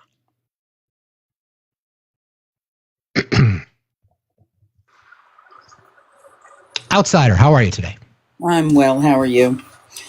Fine, thank you. What's on your mind? So, regarding the people they consider to be mentally insane or unstable, I am in the medical field. I've felt for a long time that there needs to be a safe place for people who are a threat to themselves or someone else. And I'm not talking about jail. But we all know what happened and why these facilities were closed down, because people were just totally abused and not taken care of, and it was disgusting. And of course, then they decided it wasn't worth the money. So, I mean, that would be my question, how do we put something up to really help people and monitor them so they're not abused? Well, that's an entire shift to the way we currently have our country set up. Like, I believe in overfunding public education and public health, right? So we continue to demonize people that, sadly, our system has led to people being houseless. Our system has led to people being poor. And every time that happens to somebody, they get lumped into this category that they're mooching off the government, or they're taking government handouts. The single biggest people, the biggest recipients of subsidies in our country are the rich and corporations. It's just a matter of changing the way our system looks. Like, I want to see more treatment centers. I believe in safe needle sites, safe injection sites. I would support things like that because we're helping people. We're helping people. Think about every single category, marginalized category, you hear the right demonized. Whether it be women, members of the BIPOC community, members of LGBTQIA, the disabled community, poverty, every single one, everybody in those groups gets demonized. And now people are going to lose their house because of whatever reason. They all get lumped into a bucket that they're criminals. You're not a criminal until you commit a crime. Losing your home and having to be houseless is not a fucking crime. And as we know from the housing crisis, a lot of times it's forced by those above us, right? I mean, that housing crisis was such a scam. Exactly. I remember watching people as sheriffs were removing their stuff from the house, and people were crying. They're holding their children saying, I tried so hard. And the people in this country, at least half of them, have no empathy for those that struggle and have the nerve to turn around and say, well, try harder. Correct. Exactly right. Exactly right. It doesn't matter if a single mom's got 4 jobs and she's still on Medicaid or benefits. That's not enough. Yeah. It doesn't matter that we've got families. I'm literally in the process of filling out FAFSA now, and I am looking at Parent Plus loans, and I'm looking at Pell Grants thinking, I don't know what the fuck I'm going to do. Like, I don't know. I managed to get 2 kids through, 1 more to go. I don't know how that's going to look. I'm trying to figure out what body part could I get the most money for. I just got a new tattoo, so maybe it's that one. I don't know, but this is what we're talking about. It's about what matters. That's why I'm not interested in breaking bread. I have no interest. But it's okay. We can offer. We can. People are struggling. People are losing their health care. People are losing their SNAP benefits. But we're going to offer up to $50,000 sign-on bonuses for ICE and repayment of their student loans. That's fine though. No issues there. I agree with you. We have got to. Those of us who see the inhumanity of the world need to come together, stick together, and change this. I don't think we're going to get any help from the other side. And even I'm not interested. Don't want their help. To me about what is happening to them, I think as soon as their situation changed, they would go right back to the way they think. I don't disagree. Thanks for jumping in today, friend. I appreciate you. Bye. See you later.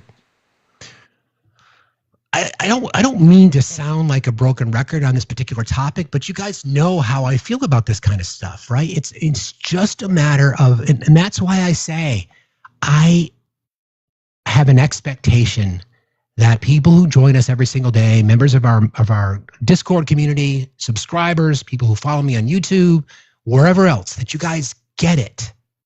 That you guys get it, right? That you actually get it. And that's what I want. I want people to understand that we have to show up and participate. Democracy is not a spectator sport. Hush Puppy, how are you? I'm fine. How are you? What Fine, can thank I you. do? What's on your mind? What can I do as a disabled person, and I got a learning disability, to help? Do you vote? Yeah, I do. I'm Democrat. Do you I voted for Harris. Good. Do you volunteer? Do you have the ability to volunteer in your community? Yeah. Okay, those are things like that. Have you ever done that before? Yeah, I used to volunteer at a food bank. That's fantastic. Things like that. Yeah. Do you have other members of your community that maybe don't vote? I don't talk to a lot of people. I'm shy. Okay. Well, I understand that. I want to give you a couple of names. There's a gentleman in our community. His name is Ryan. And he goes by Mr. Wheels. And there's also another friend of our community. His name is Chad. He goes by Meals with a Friend.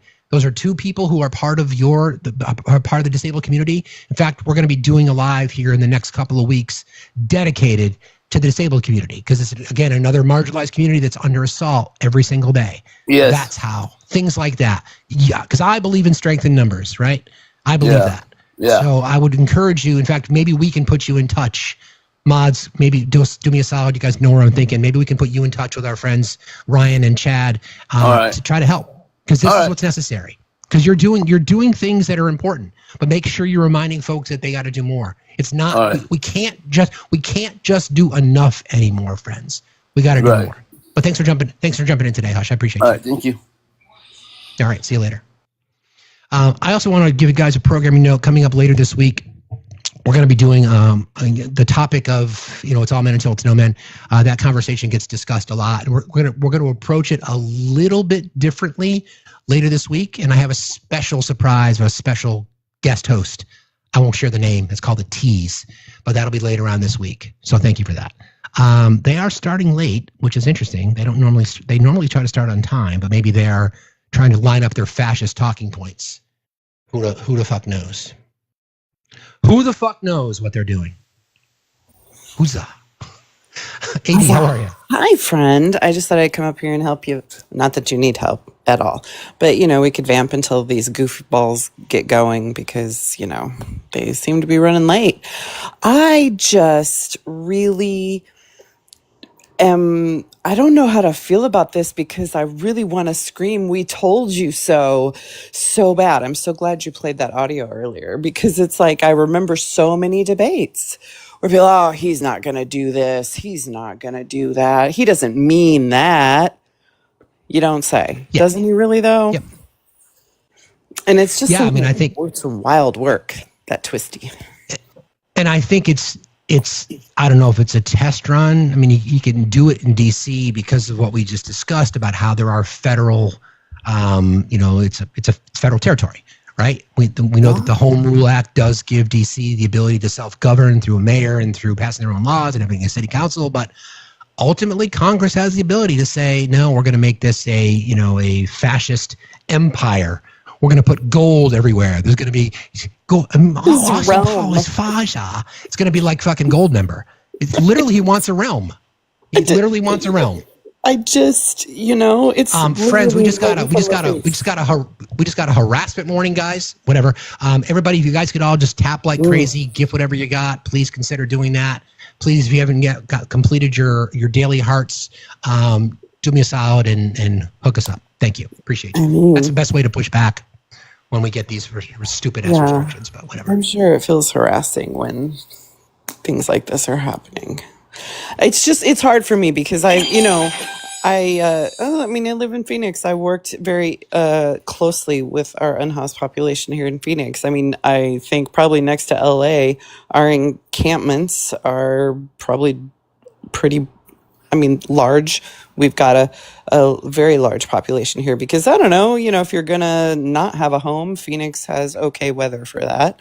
So it's, pretty large population here. And I can tell you, they are amazing people. They struggle with a lot, but they're so resilient. They are resourceful. some of them, yes, have substance use problems, but who wouldn't? I'm pretty sure life might need to, I might need to take a break from suffering once in a while. And those of us who have a roof over our head also use substances when things are hard. I mean, it's the othering for me, I think, is the worst. Exactly. part. It's the othering for me. Like, I really struggle with people needing to feel superior to make themselves feel better. So they other people who they can, put in their view as less than to just feel better. It's icky. And I'd like to talk about it in terms of solutions. I mean, houselessness is a big problem. My state right now in Burlington, if you've ever been, there's a massive issue with houselessness right now that's led to a lot of petty crime and larceny, and stores are being broken into. And I get it; it's a big problem, and they're trying to address it. So they're converting some old commercial buildings into low-income housing. So they're trying to do the right things here instead of. It's so easy to demonize people. It's so easy to blame people, and people on the right get off on mistreatment of others. They really do.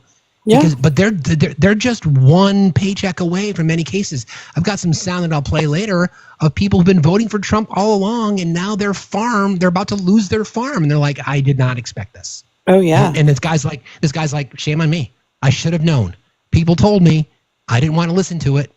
And he's like, I will take every single label or criticism that somebody wants to levy at me because I've earned it. And I'm like, and that's somebody who's reflecting. That's somebody that I would likely be willing to have a conversation with. Yeah, I can talk to those folks for sure. Yeah, the next step is not about just your words. Like, show me. Show me. Don't just tell me you regret your vote. Show me. Well, unfortunately, the people go and volunteer someplace or go and donate to a cause or whatever to try to make amends. But it ain't happening. I know. The people who tend to lean that direction where they're voting for, a felon and a rapist, just aren't ever going to be those types of people who are going to vote for things that support people who they view as less than. That's a mighty hill to climb. And universal health care would start so people can go to therapy and unpack some of the toxicity of their brains. That would help, Yeah. I don't know. Yeah, shout out to you that little meme that you sent me last week. It was interesting. Right? It feels that way sometimes. It really does. It does feel that way. I mean, that's part of what we sign up for, though. When those of us with lead with empathy. Yeah. It's hard to be someone who has high compassion and also high critical thinking skills. Like nothing makes sense anymore. Nothing makes sense. We live in the upside down, and this is me as a mental health therapist saying this. So if people like me are feeling this way, like I know how to regulate myself, and I'm very dysregulated lately. So, oof, yeah, aren't we all? Aren't we just? Anybody else has requested that wants to come up? I know we had a few demanding people in the box. Oh, that was one of them. Yeah. He wanted up, and you better not cut him off or them. Good morning. Good morning, masked Scotsman. How are you today? What's happening? Something on your mind? 100%. You're a pedo defending cunt. That is my opinion. I didn't hear what you said, sir. Try that again. I said you're a pedo defending cunt. I'm defending Trump? No, a pedo defending cunt. I'm sorry, friend. I don't have the time to try to navigate. I don't know what the fuck you're saying. The Scottish accent was deep. I lived in the UK, and I can't even say that. I don't know if you were saying things that were inappropriate. I don't know. I couldn't tell. My apologies, but I couldn't navigate through that. So I don't have any updates from anywhere other than from the press corps. There is no. They usually start on time, which is something. Yeah, they're all that vamping right now. I'm flipping through to media. They're all just got the camera on the microphone. maybe it's a diaper change. I don't know. You might have had a little squirt accident. Could have been. Maybe Triple K Caroline has to redo her makeup or her lips because of those lips. Right? Cross or cross today? Is it? I don't know. I don't know. We'll find out. Hey, Toodle, how are you? Hey, how you Toodle! doing? Dobre Utra. I think it's Dobre going Utra! to be a Russian Orthodox cross that she's wearing today. Probably. Or maybe Friday for the summit. Maybe. Yeah. Could be. I was coming up with, like, you had that guy that was up earlier who was trying to go back in history. The Russian simp, and I know where he was going to go. Me too, but whatever. He's on the side of evil, but the irony is, whatever. He's not quite wrong, because in 2014 they came up with the Mariupol plan, which was to, Russia's going to softly invade the eastern half of Ukraine, and the elections will be then gerrymandered or influenced so that when the next president comes in, which will be Trump, of course, he'll approve it. Of course. And that was what Paul Manafort was presented with during the meeting with the Russian intelligence people, to say, hey, you want us to help you win the White House? Well, here's the plan.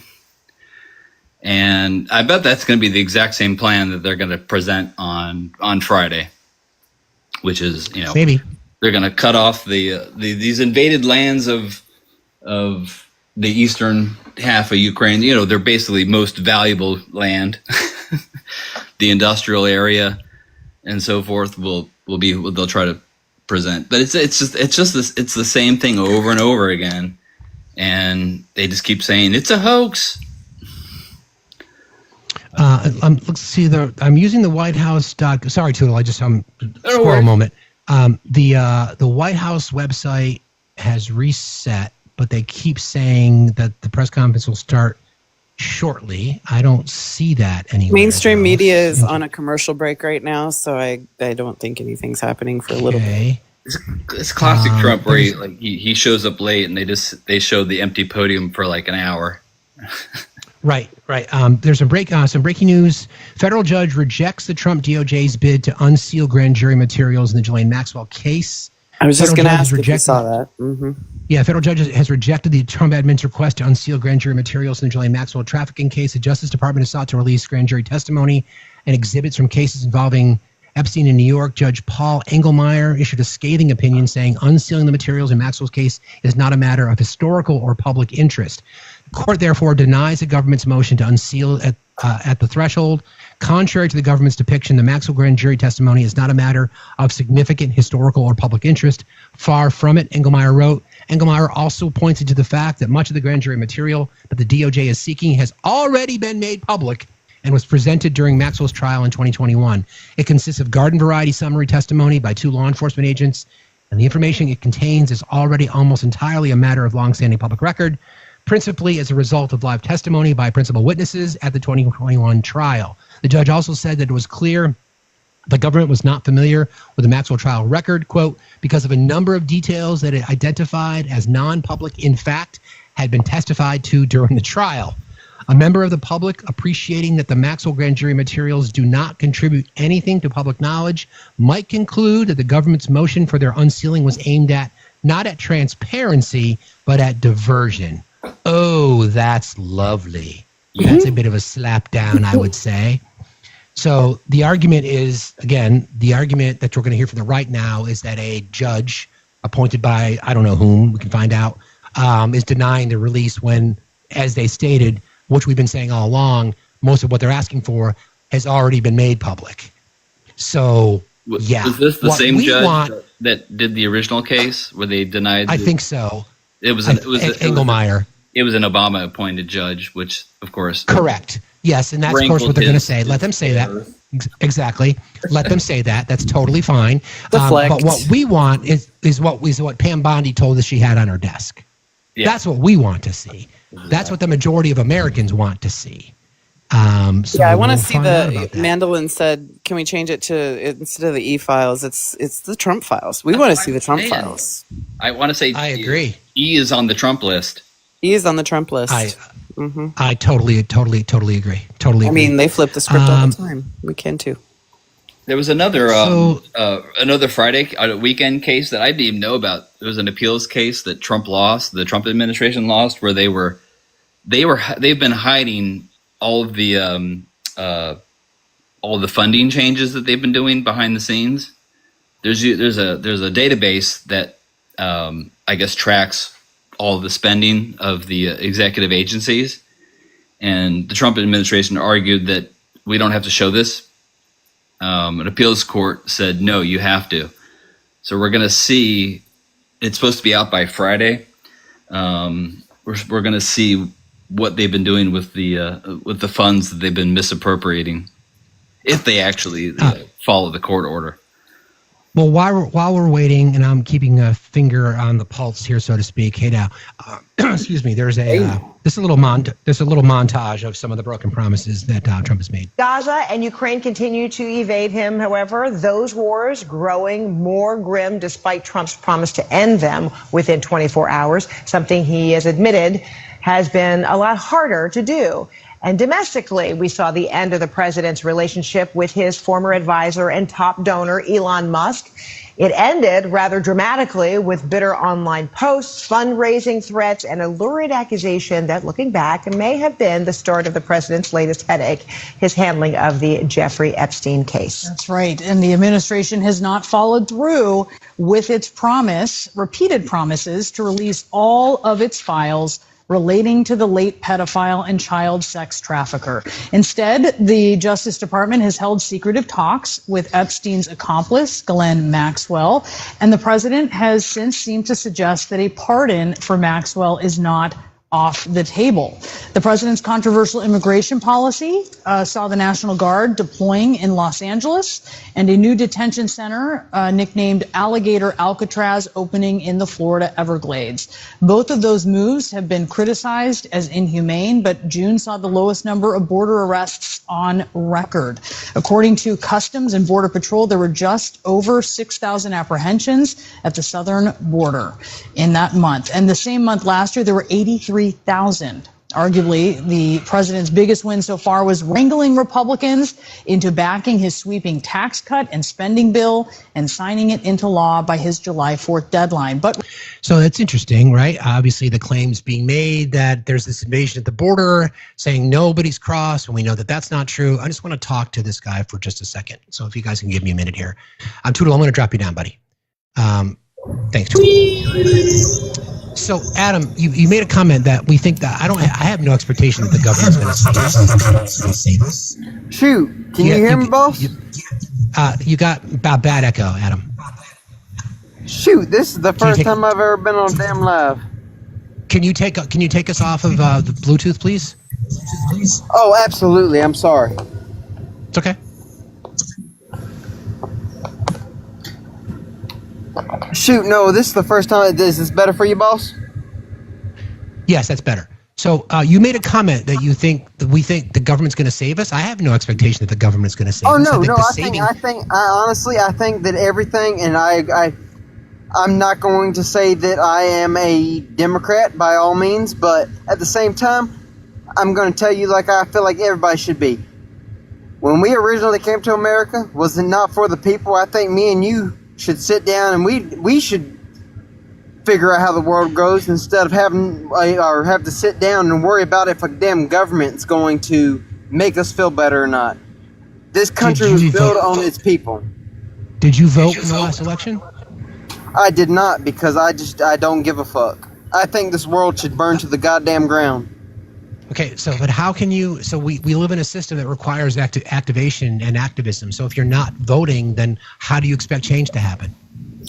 Well, boss, at this point in my life, I don't think change is going to happen because. So you just want to continue. You just want to continue to live in the shit. No, absolutely, by all means, no. And like I said, this is the first time I've been on live, and it's awesome. Thank you for allowing me to be here. Sure. So did you say you're 22? Yes, sir. Okay, so I'm gonna hold on, Adam. I'm just gonna ask you a couple of questions. Yes, sir. By all means, I'm gonna ask you. Okay, so what has influenced you to have the opinions that you have? Well, boss, I have been through a lot of well, we're on live. I can't say crap. You can say shit. We can swear. It's okay. Fuck yeah. I've been through a lot of shit in my life. I was abused by my dad. I was abused by my mom. Both of them were drug addicts. I was raised by my grandparents. I was raised very liberal. I'm gonna be straight honest. And I'm not going to say that, and that right there is what brings my point to be that I don't think any of the government's for us. To go liberal or Democrat or Republican, the only party we should have is for ourselves. The only people that ever look out for us is us. That flood that happened. That flood that happened in Western North Carolina. I said again, I'm 22 years old. I quit my job and I went down there, not because I had love for anybody, because I knew that it was the right thing to do. I spent 5 months living in a tent and dropped everything in my life. And I rescued and pulled kids. I pulled the last girl I pulled out was 12 years old, and she was no longer with us. Well, I appreciate you doing that. Pulse, it ain't no appreciation needed. I thank you, but there ain't no appreciation needed. It's what we should be doing. It's okay. You're right. We should. So I guess. So it didn't really answer my question though. Like what has influenced you to feel the way that you do? I don't ever want anybody to ever feel the way I have as growing up. I'm talking about because you seem to think that you don't want. Like, let me ask you a different question. Yes, sir. Do you think government serves a role? I think they serve a good role. I think that they keep things in order. But at the same time, I think that we have let them have too much power at this point. All of them. Democrats, Republicans, all of them. Okay, so then do you believe, I'm going to unpack some questions here. Like, do you believe in universal health care? I believe that we should all have health care, absolutely. I don't think that... Do I think that we should have to have a form of paying for it? Absolutely, because nothing in this world's free. Everybody knows that. But again, those are two separate things. Universal health care, we pay for it. We just guarantee everybody has access to it. So would you support that or not support that? No, because we don't. Not everybody has universal health care. I mean... I know. I do, what is it, I have two businesses that has been handed down to me through family. I do a stonemasonry business, and I have an actual stone business where I cut and polish jewelry. Okay. And I can tell you the government it's not for us. The healthcare is not for us. Adam, let's stay on topic a little bit, right? So some of the things that you talked about, you would benefit from universal health. First of all, do you know what I mean when I say universal health care? Do you know what I mean by that? And I could be wrong. Like I said, I'm only 22 years old, but it's okay. From what I understand about it, universal health care is where your health care should be provided to the citizens as of basically taxes being taken out of everybody else. Correct. In the nutshell, that pretty much sums it up. But because you understand now that we pay more than any other country on earth per person for our insurance. Well, that's exactly why, because we have a for-profit health insurance industry, right? So you would benefit. You would save money. It doesn't help people like me and you, though, Hoss. It really doesn't. It would. No, that would. Yes. What you're talking about, absolutely would. Right. But how we have it now, I mean, I broke my hand last week, and I'm still lifting stones and having to deal with the shit because don't have health care. You can't go to the doctor. I can't afford it. Exactly. That's exactly right. Yeah. So the idea behind that, Adam, would be that we all benefit. So one of the reasons that our costs are so high is because so many people are uninsured, like you, for example. So that is a role that's a role that government can play. I would encourage you to not sign away your right to vote, because you have a right to vote. I never will. Right. I will always keep my right to vote. But you didn't do it though. But at the same time, you've got to. Let me rephrase it. This is the way I have been taught: is the Republican Party? No, let me rephrase it. Not Republican. Shoot, I just went brain dead. I'm so sorry. It's okay. Don't sweat it. Let me get you to recenter this conversation a little bit, okay? Yes, sir. I feel like you've got a lot. I mean, I'm glad we're talking now. You're young, maybe you're impressionable. Democracy, of which we live in, is I refer to it this way. It's not a spectator sport. You can't stand by the sidelines and just watch other people be involved and then then accept whatever happens. The only voice that we have. Let me back up a second. We have really two responsibilities in our country. Two: to vote and to pay your taxes, and then to have access to all the freedoms potentially that America can offer. So at a minimum, everybody should vote who can. At a minimum, everybody should vote. Absolutely. So I want to encourage you. Well, I want to encourage you to vote. Okay. I was told you to do that. I was told once that if you don't vote, you lose your rights. The whole reason of voting is to keep the people's rights. You vote because you should be voting for something, not against something. Exactly. But at the same time, you can't tell me that we can sit there and vote all day long, and I highly believe in voting. I believe that's what makes America different and better than everywhere else. But you didn't do it, Adam. Well, Hoss, I'm gonna be honest with you.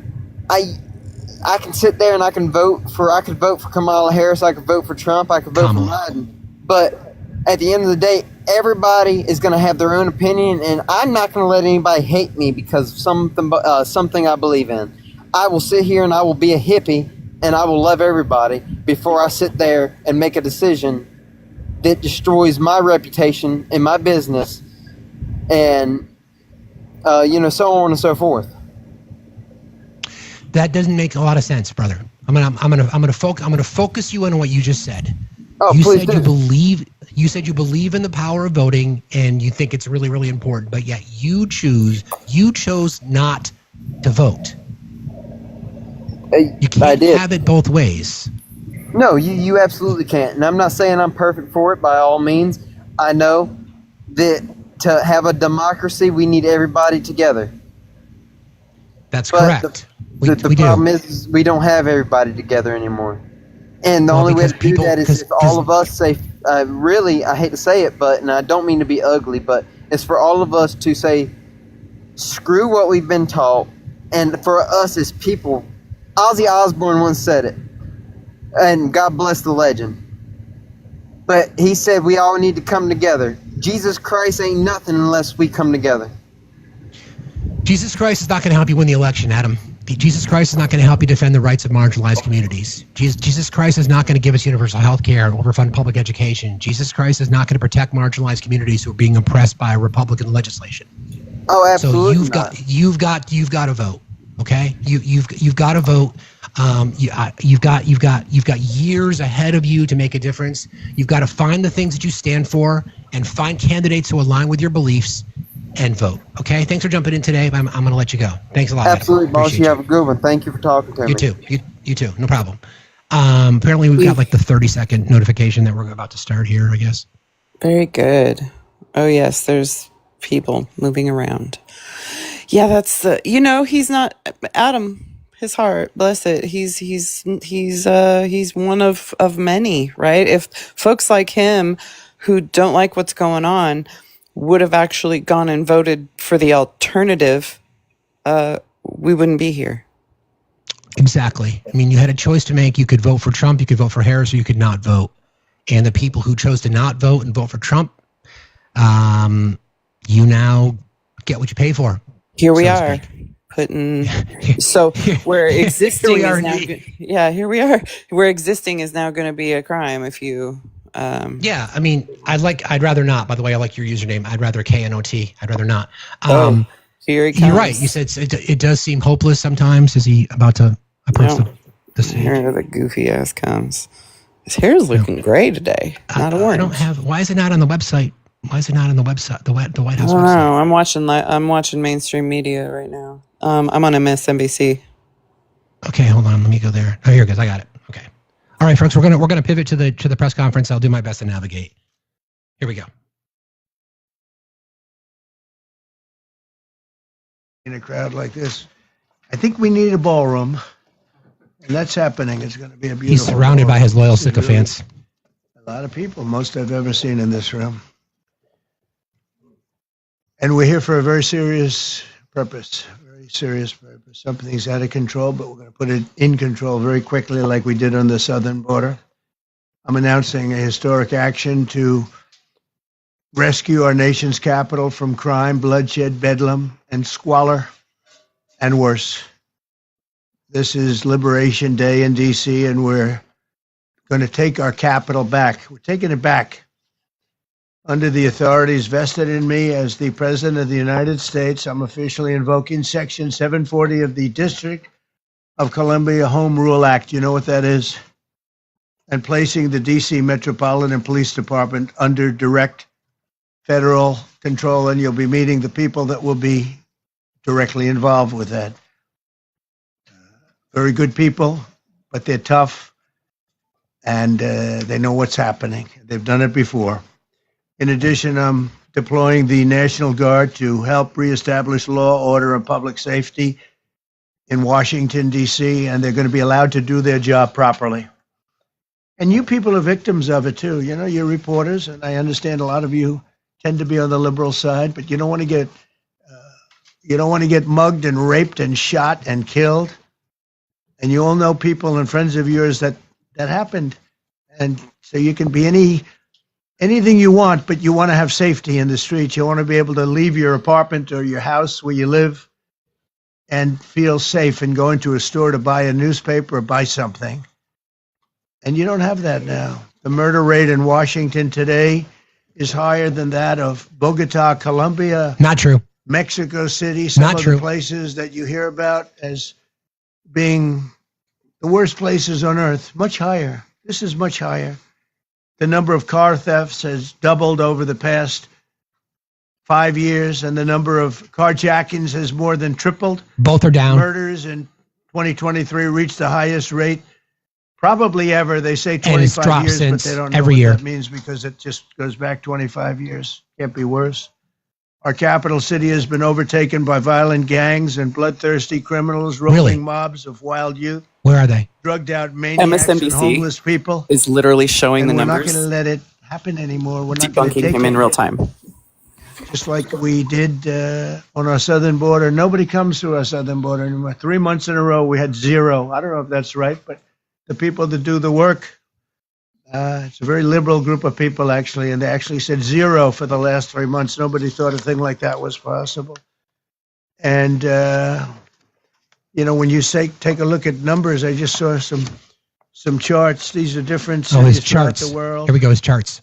Red is, okay, the red is a place called Washington, D.C. Look at these. Baghdad we doubled up on Baghdad. Dear God, somebody Panama City, Brasilia, San Jose, Costa Rica, Bogota, Colombia, heavy drugs. Mexico City, I mentioned, Lima, Peru, all double and triple what they are. So do you want to live in places like that? I don't think so. I don't think so. And I think the people in this room, if you wrote correctly, you'd see, look at the kind of numbers we have. D.C., 41 per 100,000, number one that we can find anywhere in the world. Other cities are pretty bad, but they're not as bad as that. That where you want to live? The reporters of the world? Juvenile offenders and crimes against persons, as they say. It's getting worse. Not getting better, it's getting worse. President of the fucking United And States. we I'm had listening to. a recent indication. There was a story about a man who was just left. He quit because he was asked to do phony numbers on crime. And we're going to look into that. I think Pam is going to be looking into that. But he was asked by the city, I guess. We don't want to show the real numbers. Let me do. Numbers are Looks phony like when it's they going don't down. Not agree going with down. them. And under Biden, it was a disaster. And nobody did anything about it. We're going to do things about it like you wouldn't believe. Every American has a constitutional right to be able to access and petition their government in safety, and countless federal officials and employees likewise have the right to carry out their jobs in peace without being shot. As you know, I lost a very good person a while ago, was shot waiting for his wife. He was in the car. They robbed his car. They shot him. They killed him like it was nothing to it. She was walking to the car. It's a horror show. This issue directly impacts the functioning of the federal government and is a threat to America, really. It's a threat to our country. We have other cities also that are bad, very bad. You look at Chicago, how bad it is. You Dog look whistle. at Los Angeles, how bad it is. Dog whistle. We have other cities that are very bad. New York has a problem. Dog whistle. And then you have, of course, Baltimore and Oakland. We don't even mention that anymore. They're so far gone. We're not going to let it happen. We're not going to lose our cities over this. And this will go further. We're starting very strongly with D.C., and we're going to clean it up real quick. Starting with D.C. Starting. Days ago, a former member of the Doge staff was savagely beaten by a band of big balls roving thugs after defending a young woman from an attempted carjacking. He was left dripping in blood. He thought he was dead with a broken nose and concussion. Can't believe that he's alive. He can't believe it. In June, a 21-year-old congressional intern was tragically killed after being hit by a stray bullet in a drive-by shooting. A former Trump administration official named Mike Gill, fantastic person, was murdered last year in cold blood in a carjacking blocks away from the White House. We all knew him. Great person. Waiting for his wife as she was walking to the car. The Democrat congressman was also carjacked at gunpoint not far from the Capitol. And in 2023, an aide to Senator Rand Paul was stabbed in the chest and head by a demented lunatic as he walked down the street, just absolutely for no reason. Horrifically, last July 4th weekend, a 3-year-old girl was shot in the head and killed while sitting in a car near the Capitol.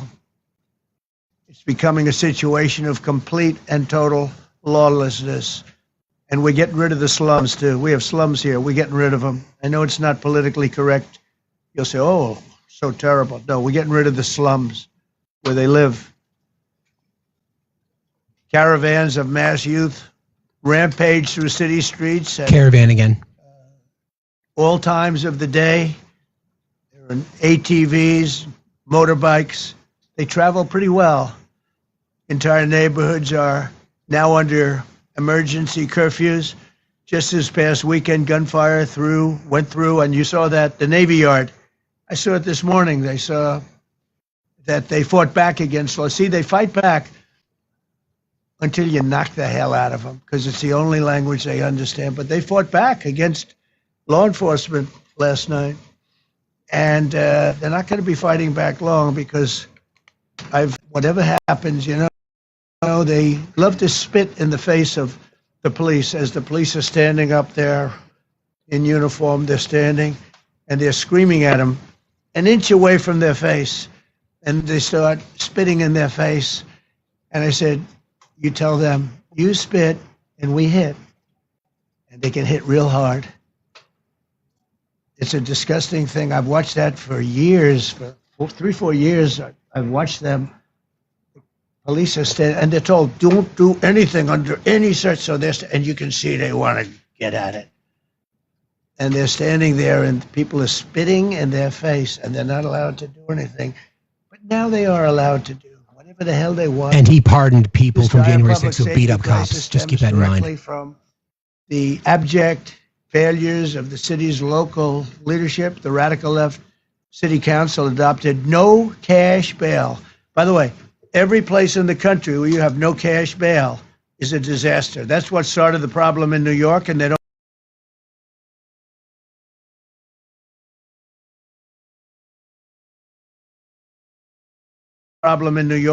change it.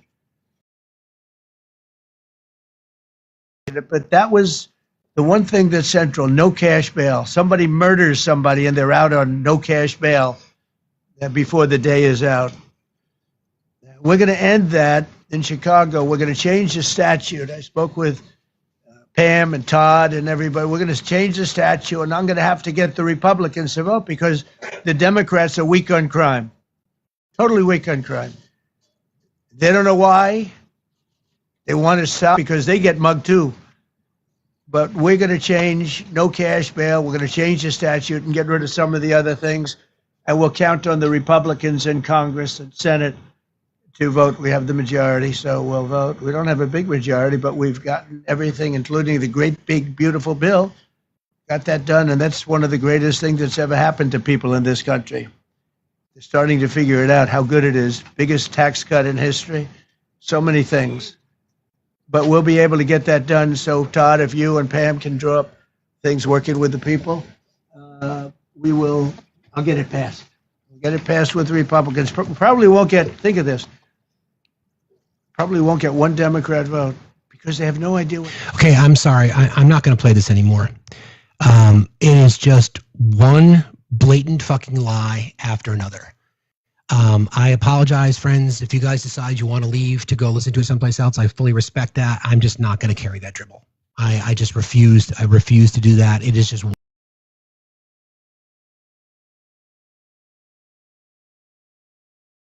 Thank you, AD. Let me. Yeah, I texted you that infographic. Yeah. Yeah. This. So we were talking about data specifically. We were talking about violent crime. This was the graphic that was shared during the press conference when Legacy Media was covering it. U.S. overall violent crime rates down 4.5%, down 26% in D.C. And you can see the numbers. Homicide U.S. down 14.9%, 12% in D.C., and robbery also down. So it is one. This is a dictator. What you were just listening to is the president of the United States acting like a dictator, using federal authority, using presidential powers without justification, without congressional support, just because he's a fucking dictator. I am not going to carry that dribble. I'm not. I apologize, friends. If you feel like you want to leave and go watch it, I fully respect that. I am just not going to do it. Not going to happen. Yeah, the highlight reels will be enough later. Yeah, we can discuss it more tomorrow. Specifically, though, thank you, Legend, for sending me that, buddy, because it's appropriate. I just want to go through the exercise again, since we just had this stat. This is from Metropolitan Police Department. In 2024, so this compares 2024 to 2025, homicide down 12%, sex abuse down 49%, assaults with a dangerous weapon down 20%, robbery down 28%, violent crime total down 26%, burglaries down 19%, theft from autos down 4%, other theft down 6%, property crime total down 4%, all crime total down between 7 and 10%. Year end 2023 to 24, same stats. So 2 years now, everything trending down. Homicide down 32%, abuse down 25%, assault with a dangerous weapon down 27%, robbery down 39%, violent crime from 23 to 24 in DC down almost 40%, burglary down 9%, motor vehicle theft down 25%, theft from autos down 14%, other theft down 2%, arson down 64%, property crime total down 11%, all crimes total down 15%. He is absolutely fucking lying to you, standing there lying to the American public, flanked by Pete Hegseth, who doesn't think that women should have the right to vote, flanked by Pam Bondi, who lied to the American public about the data that she had at her desk, flanked by Kash Patel, the FBI director, who built his reputation on the Epstein files. I don't know how else to explain it to you, friends, but he is a dictator. He is a dictator. He is going to use D.C. as the footprint. He's going to have National Guard troops on the streets of on the streets of D.C., which in his powers as commander-in-chief of the D.C. National Guard has the ability to do, just like he had the ability to do on January 6, 2021, just like his own AI bot on Trump's Truth Social told him it was an insurrection, told him the election wasn't stolen, told him that he's a fucking criminal. That is the most despicable, some of the most despicable things I have ever heard. And not just placing the National Guard on the ground, he's placing DC police under federal control. What Correct. the fuck? Correct. Because Again, unhoused the people are ability to do criming so. everywhere. Like, no. Oh my lord. Oh god. Okay. Thanks for jumping in. I appreciate you for being here. I'm going to get back at it. Yep. You have a day, love. I'll talk. Yes. I'll Text talk me to you later. later. All right. All right. Bye. Look.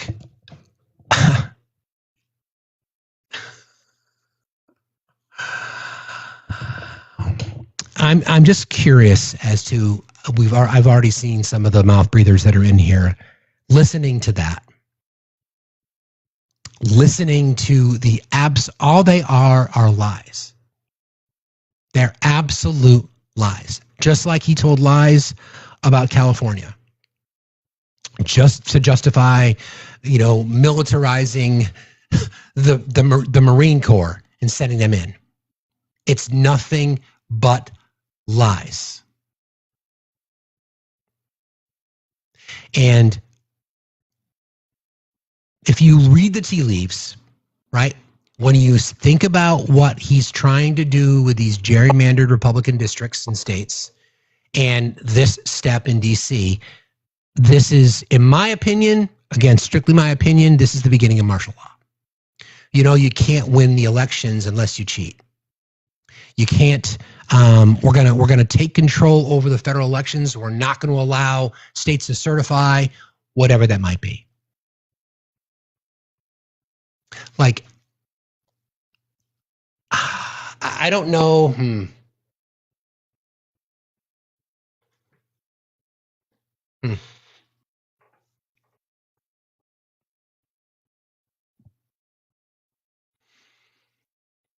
There are people.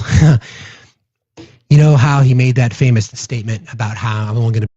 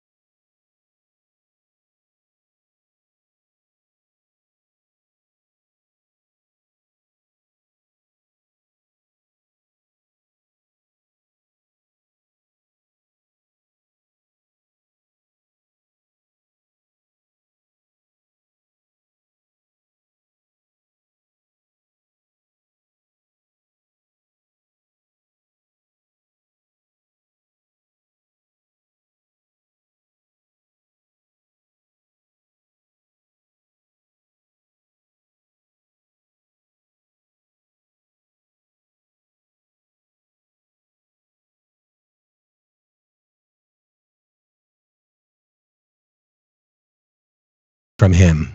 How ironic.